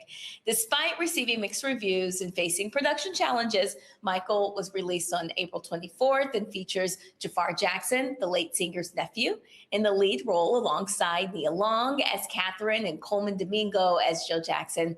The film offers a highly authorized portrayal of the king of pop who passed away back in 2009 at the age of 50. It was co-produced by the Jackson Estate and Lionsgate. The movie overcame controversy and costly reshoots to generate strong audience enthusiasm, leading to discussions of potential sequels. All right, folks, be sure to catch the breakdown of Brittany Noble every day at noon Eastern right here in the Black Star Network. Again, the breakdown with Brittany Noble every day at noon Eastern right here on the Black Star Network.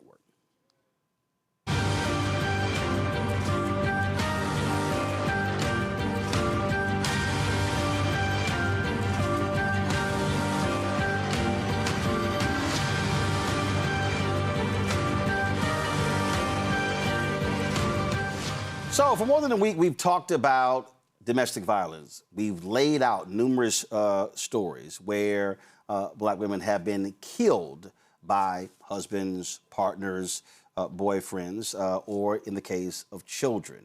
Other cases we've talked about where women have been violently beaten. What happens, though, before violence takes place, when an individual is showing predatory behavior? Well, that's the case of the Atlanta Falcons defender James Pierce. Now, remember the story where he was arrested for ramming the car of his ex-girlfriend, Rekia Jackson. And even as she was heading to a police station. Well, NBC News, this reported late last week, he is going to avoid, come on, go to my iPad, he's going to avoid jail time over the domestic violence charges. Now, here's the deal. According to this story here, this is a quote from one of his attorneys. Mr. Pierce Jr. will be entering a 6-month diversion program. Upon completion of the 6 months without violation, the state will dismiss all felony and misdemeanor charges. Now, this deal was brokered and supported by not just by the officers on the scene, the DA's office, in addition to Rekia Jackson. Now, you might remember, The story here says, according to the police account, Jackson told authorities she attempted to drive away from Pierce and was driving toward the Doral police station to seek help when Pierce, quote, intentionally collided into the rear of her vehicle with his SUV before police arrived. Pierce allegedly refused an initial order from police to get on the floor. According to the details of the arrest in an affidavit, the police account said Pierce then drove away and hit a police officer's left knee with his vehicle intentionally in an attempt to evade arrest. Now, the judge accepted this plea deal, and they said that he did not have a history of violence. But clearly, these are the type of actions that take place before somebody commits domestic violence. Thelma, I want to start with you because, you know, when I talked about mental health and domestic violence, a lot of people were pushing back, criticizing me by saying I was wrong. We brought on experts who said, no, mental health is a part of this. And so you prosecuted domestic violence cases. Last week, we had a judge on from Dallas County, as well as former state's attorney Marilyn Mosby from Baltimore. And he's getting a 6-month diversion program. That diversion program includes counseling, includes therapy. Again, that's tied to mental health.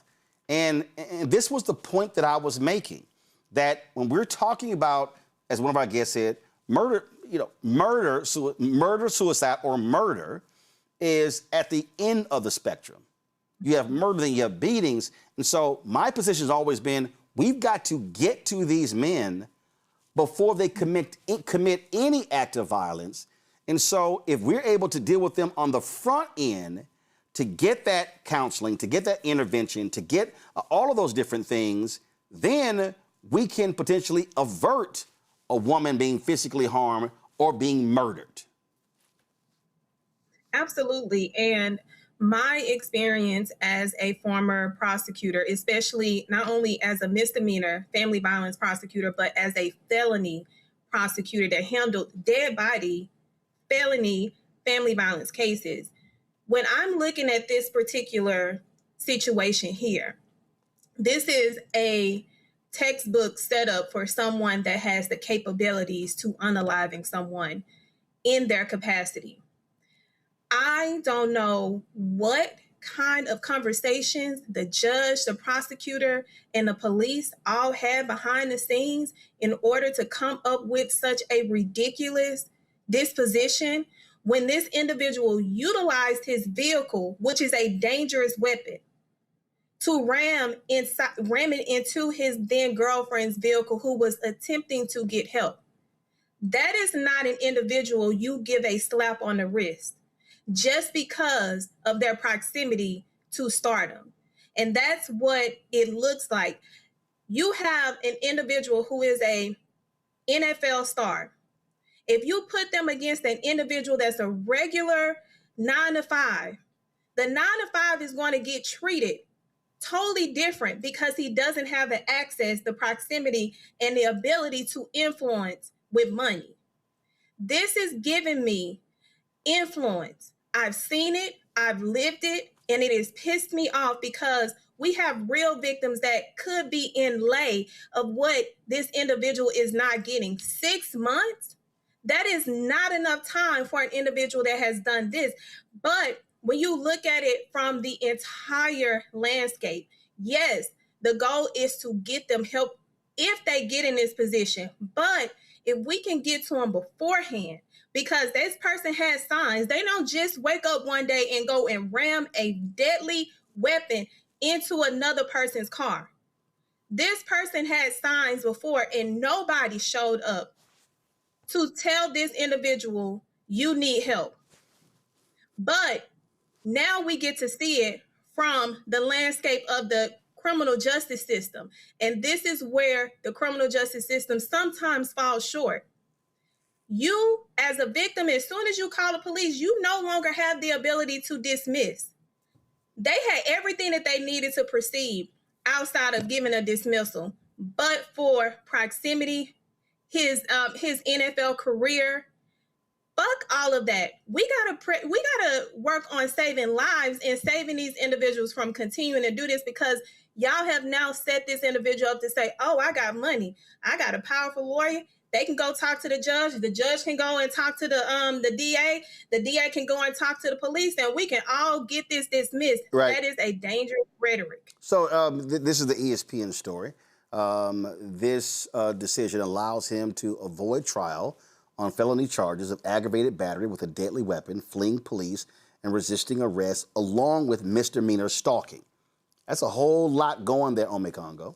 And per this deal, he must stay away from his ex-girlfriend, Rekia Jackson, participate in therapy as part of the stipulation of the 6-month intervention program, which is run by an outside third party. And the story says Florida law allows for the police officers and the victim, Jackson in this case, to be consulted before the deal is finalized. Assistant State Attorney Andres Perez, the prosecutor, conferred with Jackson and law enforcement officers, and all parties consented that pretrial intervention was the best way forward, per State Attorney spokesperson Ed Griffith. Perez considered that Pierce was a first-time offender without history of violence. No one was hurt, and, quote, it appears that this incident was born out of a mental health crisis. It says Pierce's attorney showed Perez steps immediately taken by Pierce after the arrest to address the mental health concerns.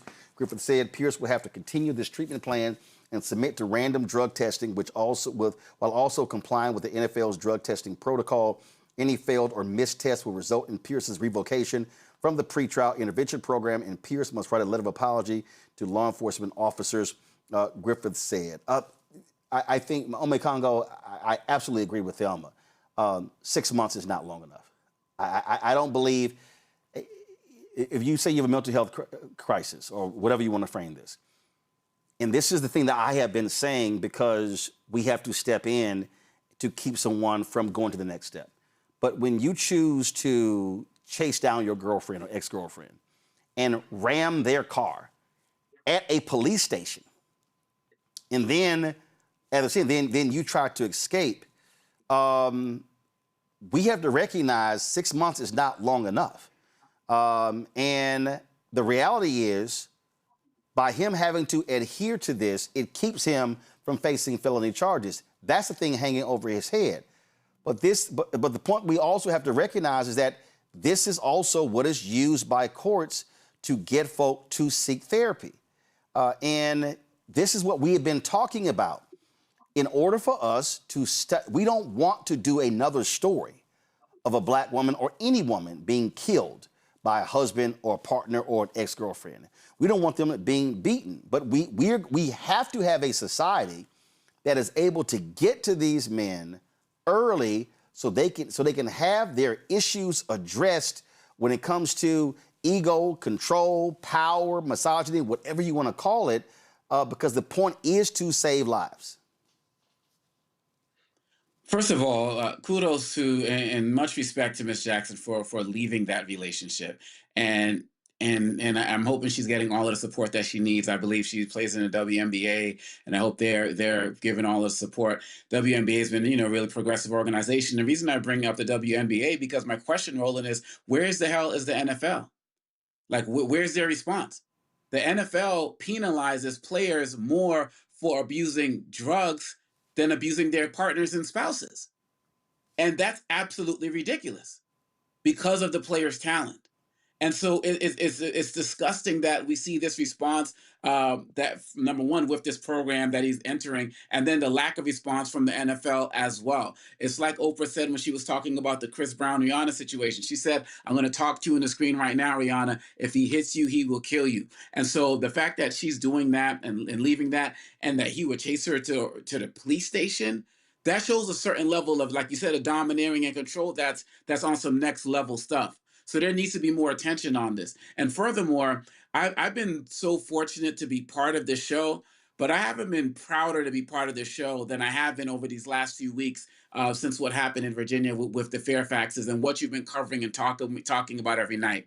And one of the things that's been pissing me off so much is the backlash we're seeing online from people telling me, you're spending too much time talking about black women. This is a black issue. You're supposed to talk about, all of us together as one, and they don't deserve this type of attention. I'm getting this from brothers, and I'm like, first of all, you ain't my brother if you're talking like this, but we need to be talking about this at every level, to have the experts like Thelma who have lived this and seen this. That, I saw the post that you shared from your sister, Roland, over the weekend as well, talking about her situation.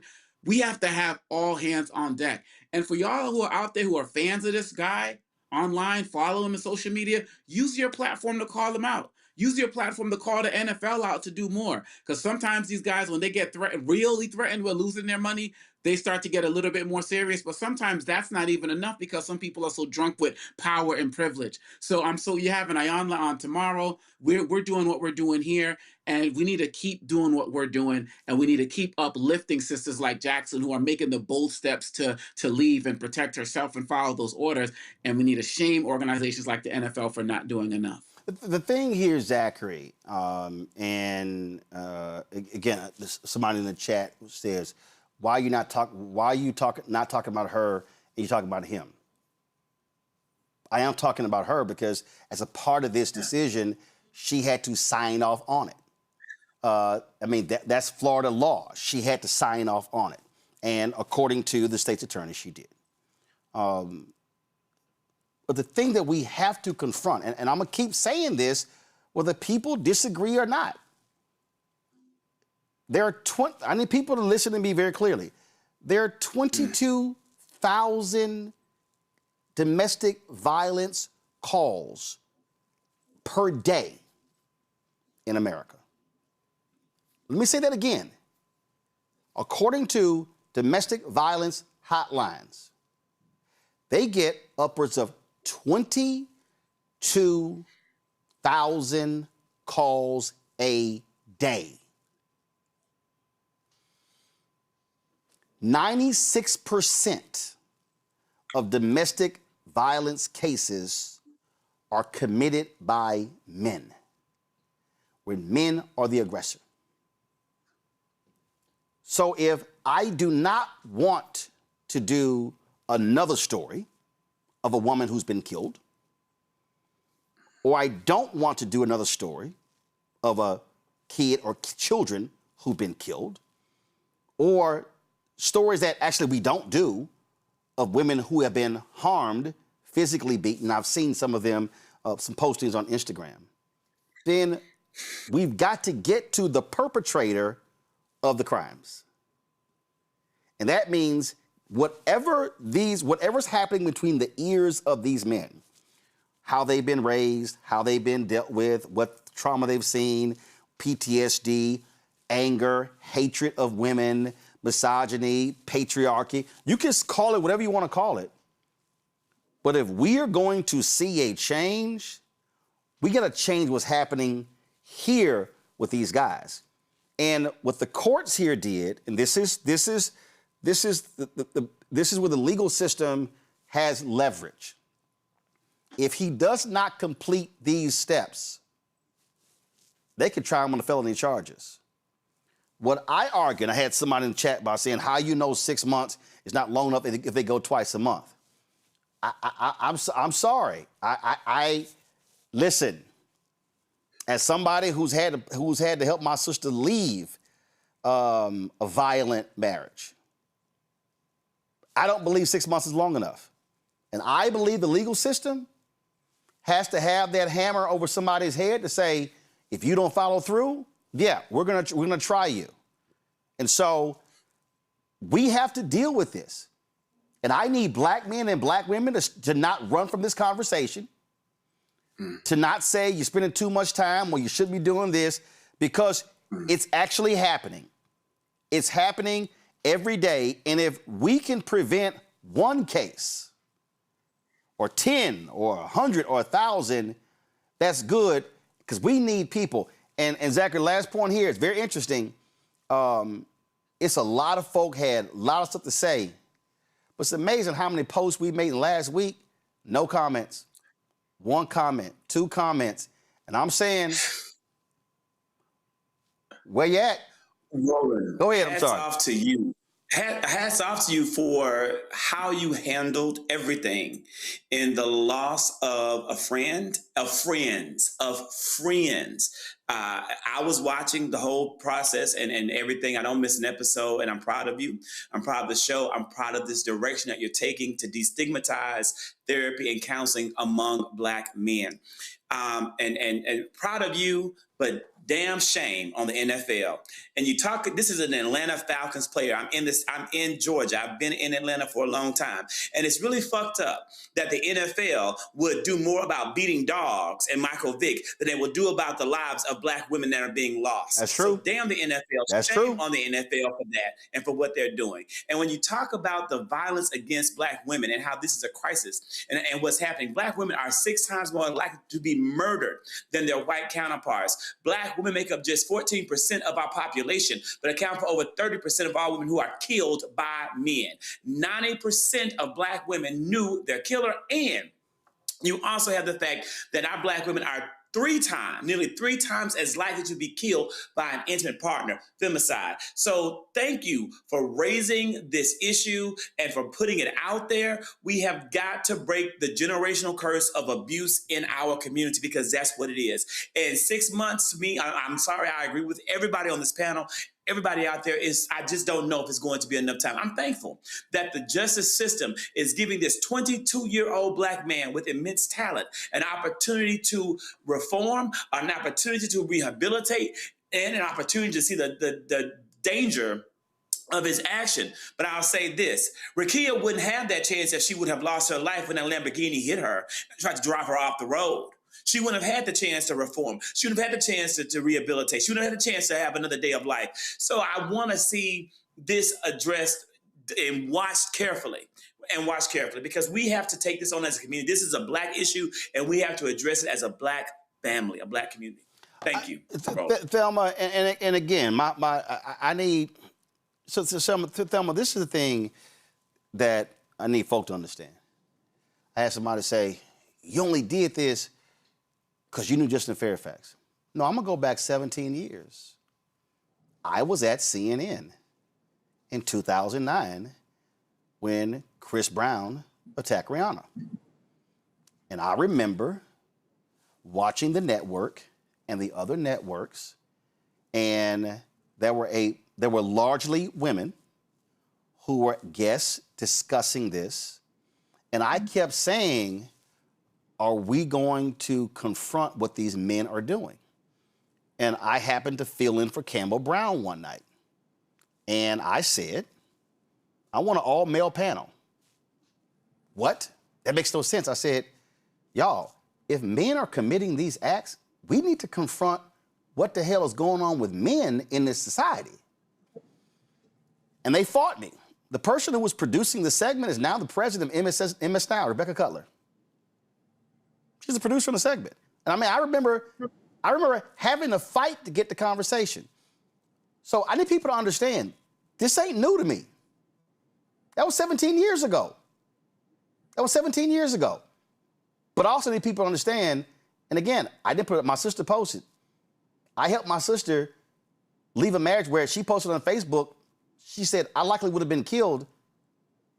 That was 24 years ago.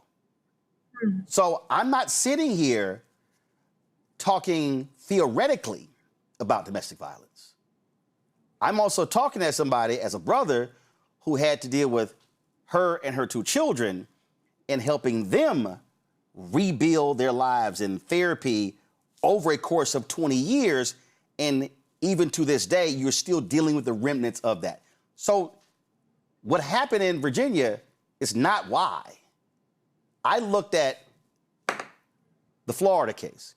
I looked at the Zanzibar case, the Cook County case, that case. And then, of course, Shreveport 3 days later. And then another case in Richmond. And then a female pastor in another place. And I'm sitting there going, if we don't start talking about it now, you know what we're going to end up doing, Thelma? Just doing another story and another murder and another murder and another murder. At some point, we've got to be willing to have a conversation. And also, I need our people to understand, We got to stop sitting here saying black men get therapy, but then we bring on black therapists. Then folks get mad. We're bringing on black therapists. Well, I'm like, well, who the hell do you think they're gonna go to? So I mean, so this is a real complex issue. It is not a simple issue that we have to be willing to hit all angles in order to confront. And before I go to you, tonight, while we were live, Black Women's Roundtable, they had a town hall called Beyond the Headlines, the Crisis Facing Black Women. I think they live streamed this. And so if they did, we're going to get that stream and we're going to re-stream it. And so Melanie Campbell sent me this, and I appreciate them sending me this. And so we're going to try to get that. Now, as I said, y'all can pull up the graphic. Iyanla is going to be here tomorrow. Go ahead and pull that up. We're going to have her for 2 hours tomorrow, taking phone calls, talking about this issue, and she's ready to do so. Now, for all y'all, again, it's a lot of people, Thelma, who are talking and who are posting and who are expressing anger and resentment, and they're weighing in.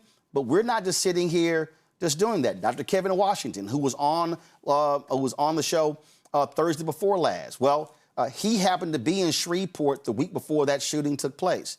The day of that shooting, he said, I'm going back. On Thursday and Friday, he's putting together 2 days of conversations. It's called Black Men's Health Forum at Southern University at Shreveport, taking place from 5 to 7 at the Alphonse Jackson Building Auditorium, inspired by his book, Get Up, Stand Up, Ubuntu, and Elevating the War Spirit in Black Men. You see that it says IPV, community gun violence, health and wellness, psycho-emotional integrity. We will be live streaming that as well. That's taking place on Thursday. Also taking place on Thursday, Reverend Joshua Dubois is putting together what he called his We Are Values, the Dad Games, calling all dads, National Dads Check-In Zoom call. That's taking place on Thursday at 7 p.m. Eastern. You see right there, register at bit.ly/dadgamescall. They're doing this as a way for black men, dads, to check in with one another and check on how they're doing.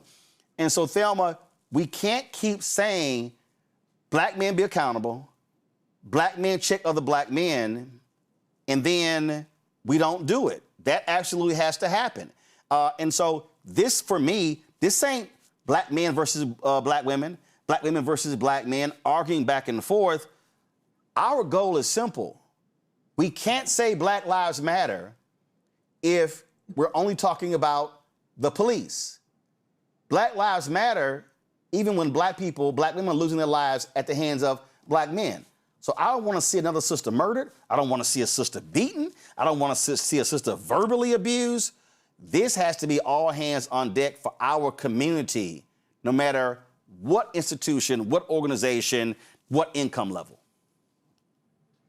Listen, the one thing that I want people to understand about the message that we have been receiving on your network is nobody else is having these kind of conversations.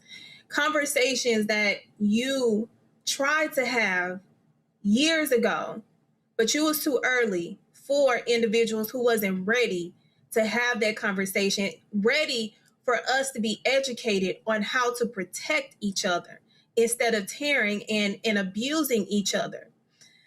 When I saw the outrage, the one thing that I had to tell people on my platform, when you are looking at the dynamic from just one post or just from a snippet of a person's life, you do not get to dictate how somebody shows up and supports someone that has done something wrong, because at the end of the day, they still had a life that they lived and had impact on individuals prior to their wrongdoing. I saw it every day. No matter how bad the crime was, people still had people that show up and support them. And guess what? You don't get to dictate it. Just like individuals want to dictate how we have conversations about something that is so volatile to our community, instead of us having argumentative conversations, what are your solutions? That's the only thing that I've been asking individuals who have a problem with the conversation that we are having, especially surrounding DV in the African American community. How are we going to have conversations if you cannot bring a solution other than getting online and rage baiting? That takes away from what we are trying to do in order not only to influence individuals who can see it and say, hey, that may be me that they're talking about. But if you want to drown it out with your rage instead of taking that rage and going to get yourself some help so that you can redirect that so we can provide powerful solutions, not only for now, but for generations to come, because that's who's looking at us. They're looking at us at this moment to see how we are responding when we are talking about losing lives. Not only losing lives, but we have kids that have to suffer now. We have kids that have to grow up without parents.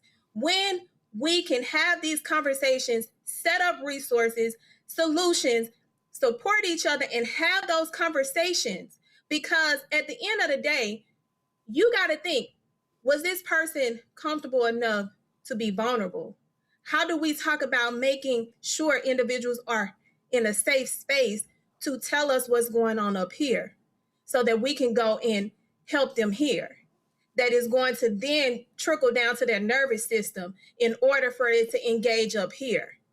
It's a whole cycle, and we can't do that with the negative rhetoric that is going on, especially from my Black sisters.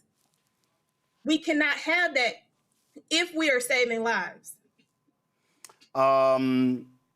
Folks, again, Thursday, we will be live in Shreveport, Louisiana. That is where that brother shot and killed 8 children, shot 2 Black women, both survived, but they are going to be facing physical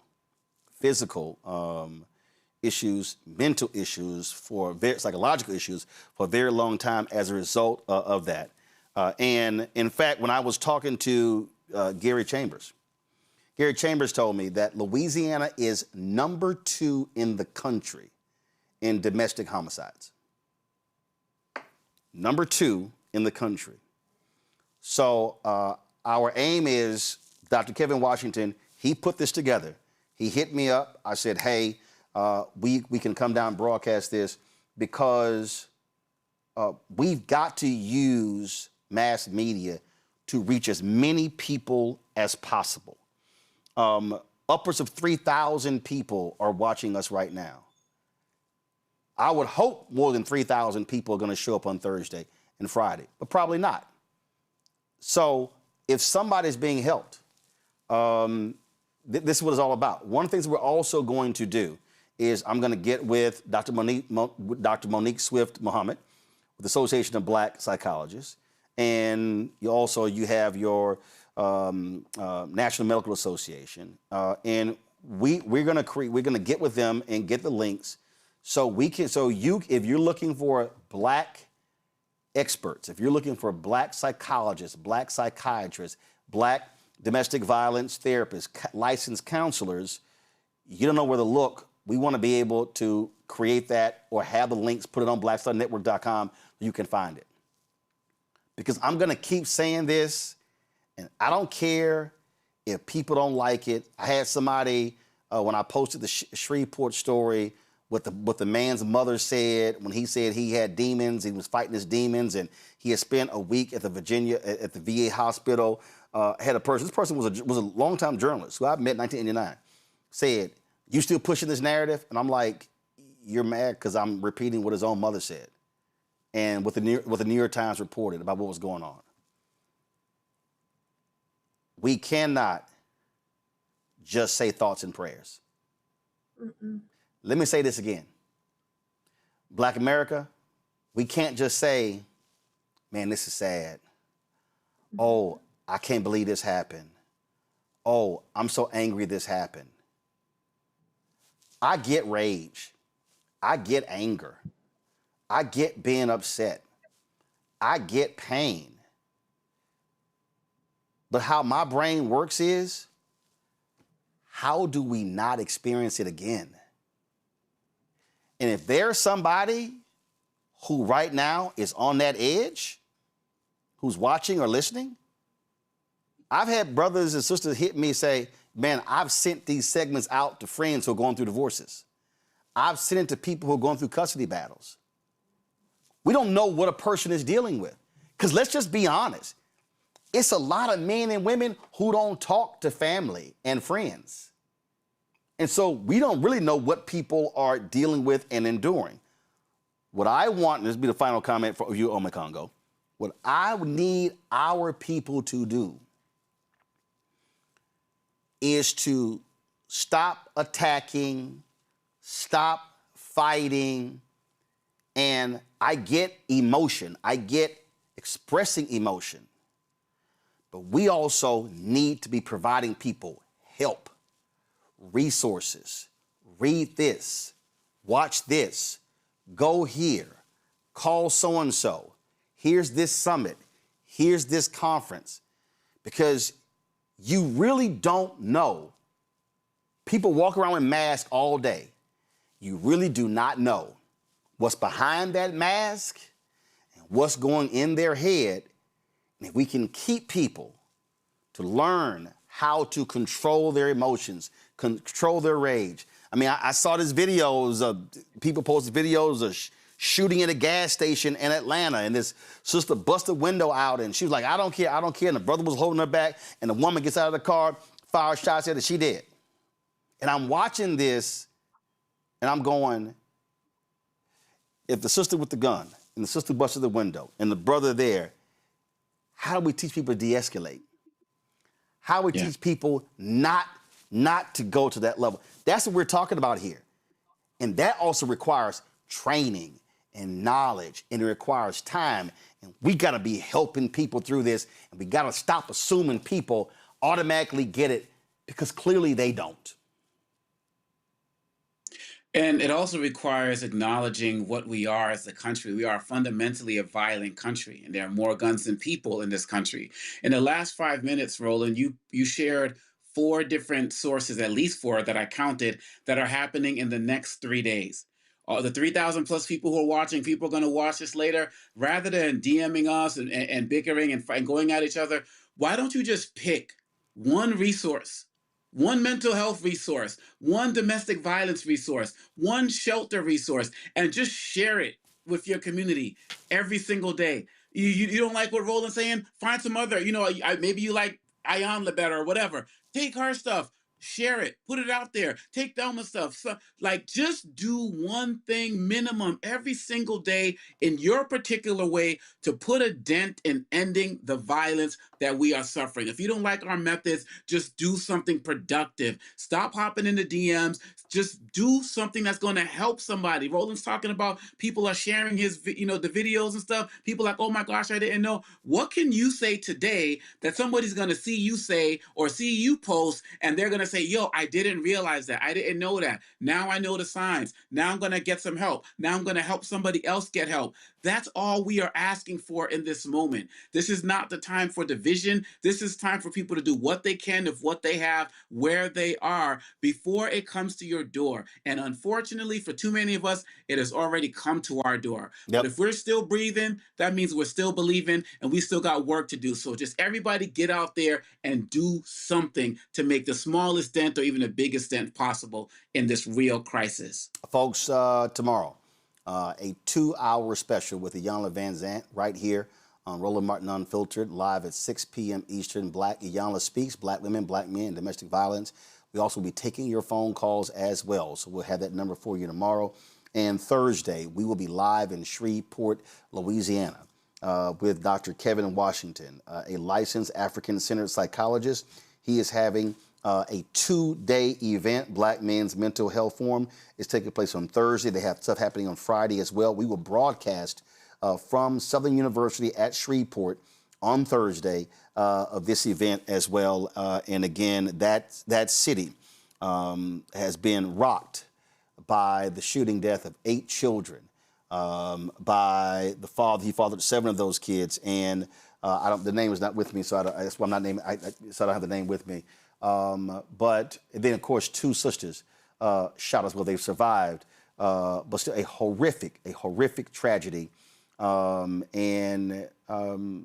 city is hurting. And Dr. Kevin Washington said he wanted to return to offer some help to try to prevent it from happening again and again. Louisiana is number 2 in the country in domestic homicides. That's real. And so we're going to use this platform to do the work, spread the information, spread the knowledge. And that's what's important. And again, if we can save one sister, if we can keep one young brother, one young sister from having to experience a tragedy, then it's all worth it. But we don't want to just one. We don't want to see 22,000 daily. This is not just all black. That's 22,000 total domestic violence calls. I want to see that go to 15,000, then 10,000, then 5,000, then 2,000, and 1,000 down to 0. But we're never going to confront domestic violence if we do not confront the individuals that are causing domestic violence. And that's men and their issues and what's happening in their heads. And why are they choosing violence as an answer? Beating and killing a partner, your mama, your sister, your aunt, your cousin, your niece, that is not an answer. Killing and beating them, killing children, that is not an answer. So if we want to stop domestic violence, we're going to have to deal with these men who are committing the heinous acts. And yes, brothers, there are cases where women commit domestic violence, but 96% of all cases of domestic violence are men. And we better focus on that as well. We can still center the sisters. We can get them help. We can tell them how we provide resources. But we need to deal with these people who are causing the problem and the pain and the agony. Otherwise, it's just going to be another day, another week, another month, another year of the same stories and the same anger and outrage and the same thoughts and prayers, and nothing changes. Our goal is for it to change in our community. Congo, thanks a lot. Thelma, I appreciate it as well. Zachary had to go. I appreciate him as well. Folks, thank you all for watching. Don't forget, support the work that we do. Join our Bring the Funk fan club. Again, this is why we created this platform. What did the Freedom Journal, the first black paper, say? We wish to plead our own cause, too long have others spoken for us. This is about us driving a conversation about us. We center us here. We center black people here. And that's why we've had so many black experts sharing their knowledge and expertise with us. And so support the work that we do. Your dollars make it possible. I tell you, y'all, this stuff is not cheap. Staff, resources, hell, it costs us $2,500 a month with our fiber. That ain't regular home Wi-Fi. So this is just real. And so that's why we built this, because we want to be able to help our people in every way possible. Support us via Cash App. Use the Stripe QR code. You see it right here. Click the Cash App button to contribute. Also, that's for credit cards as well. Checks and money order. Make it payable to Roland Martin Unfiltered, P.O. Box 57196, Washington, D.C. 2003-7-0196. PayPal's R Martin Unfiltered. Venmo RM Unfiltered. Zelle Roland at RolandSMartin.com. Roland at RolandMartinUnfiltered.com. Download the Black Star Network app. Apple phone, Android phone, Apple TV, Android TV, Roku, Amazon Fire TV, Xbox One, Samsung Smart TV.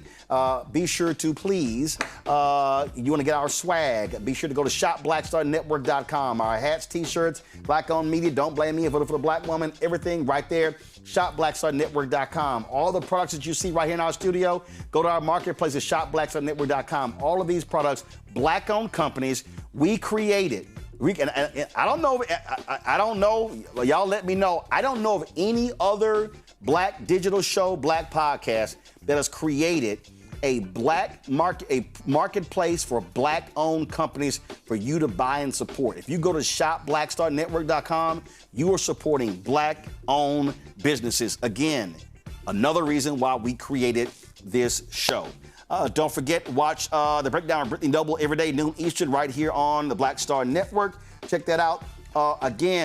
Tomorrow, Iyanla Speaks. She is live in the Black Star Network studios. Black women, black men, and domestic violence. We're going to be taking your phone calls as well. It's going to be a powerful 2-hour discussion. Tell everyone, man, let's break some numbers. Let's pass the word. We need all of our folks watching and learning and listening, because the only way we deal with our issues is we confront them head on. Last but not least, folks, over the weekend, I was in Dallas-Fort Worth, and of course, I was gone for a week. My wife and I celebrated our 25th anniversary, and come on, go to the video. And I didn't tell my dad I was coming, and he told my mama, he was like, I ain't heard from Roland all day. Pull the audio up. Come on, audio. Well, I ain't hearing it. I told y'all, let's go. Look at my dad. So my dad, he was sitting here. He was shocked. He was shocked. I don't know, did somebody cuss? No, somebody didn't cuss. He was shocked. So I surprised him. I shot this with my Meta glasses. What's happening? So they had this Motown event out there, and so I drive by. That's my great niece. That's her granddaughter, my sister, right there. And so we went to want to surprise him there. He, of course, was shocked as all get out. That I didn't tell him I was coming, so I'm always surprising him. So this is my dad. Turned 79 on Saturday, April 25th. And so we had a great time hanging out with the family, went to church yesterday. And so, as always, y'all, we should always celebrate and love on our parents when we have them, and enjoy our family as well. And so happy 79th birthday to my dad. Happy 25th wedding anniversary to my wife, Jackie. And so, again, y'all, so it's all good. We're back at it this week. Back on the road, and we're going to keep out here, man, doing the work that we have to do. And I'll make it clear, y'all, if we don't do it, who will? If we don't do it, who will? And what we're not going to do here, we're not going to wait to see what other people do. We're not. We're going to do it, and we're going to keep doing it, and we're going to keep covering us, we're going to keep centering us, and we're going to keep telling our story, as long as we're humanly possible to do so. Because that's why we created this show, created this network. Because we're not trying to ask someone else permission to tell our story and to cover our story. I will see y'all tomorrow, right here with Iyanla on the Black Star Network.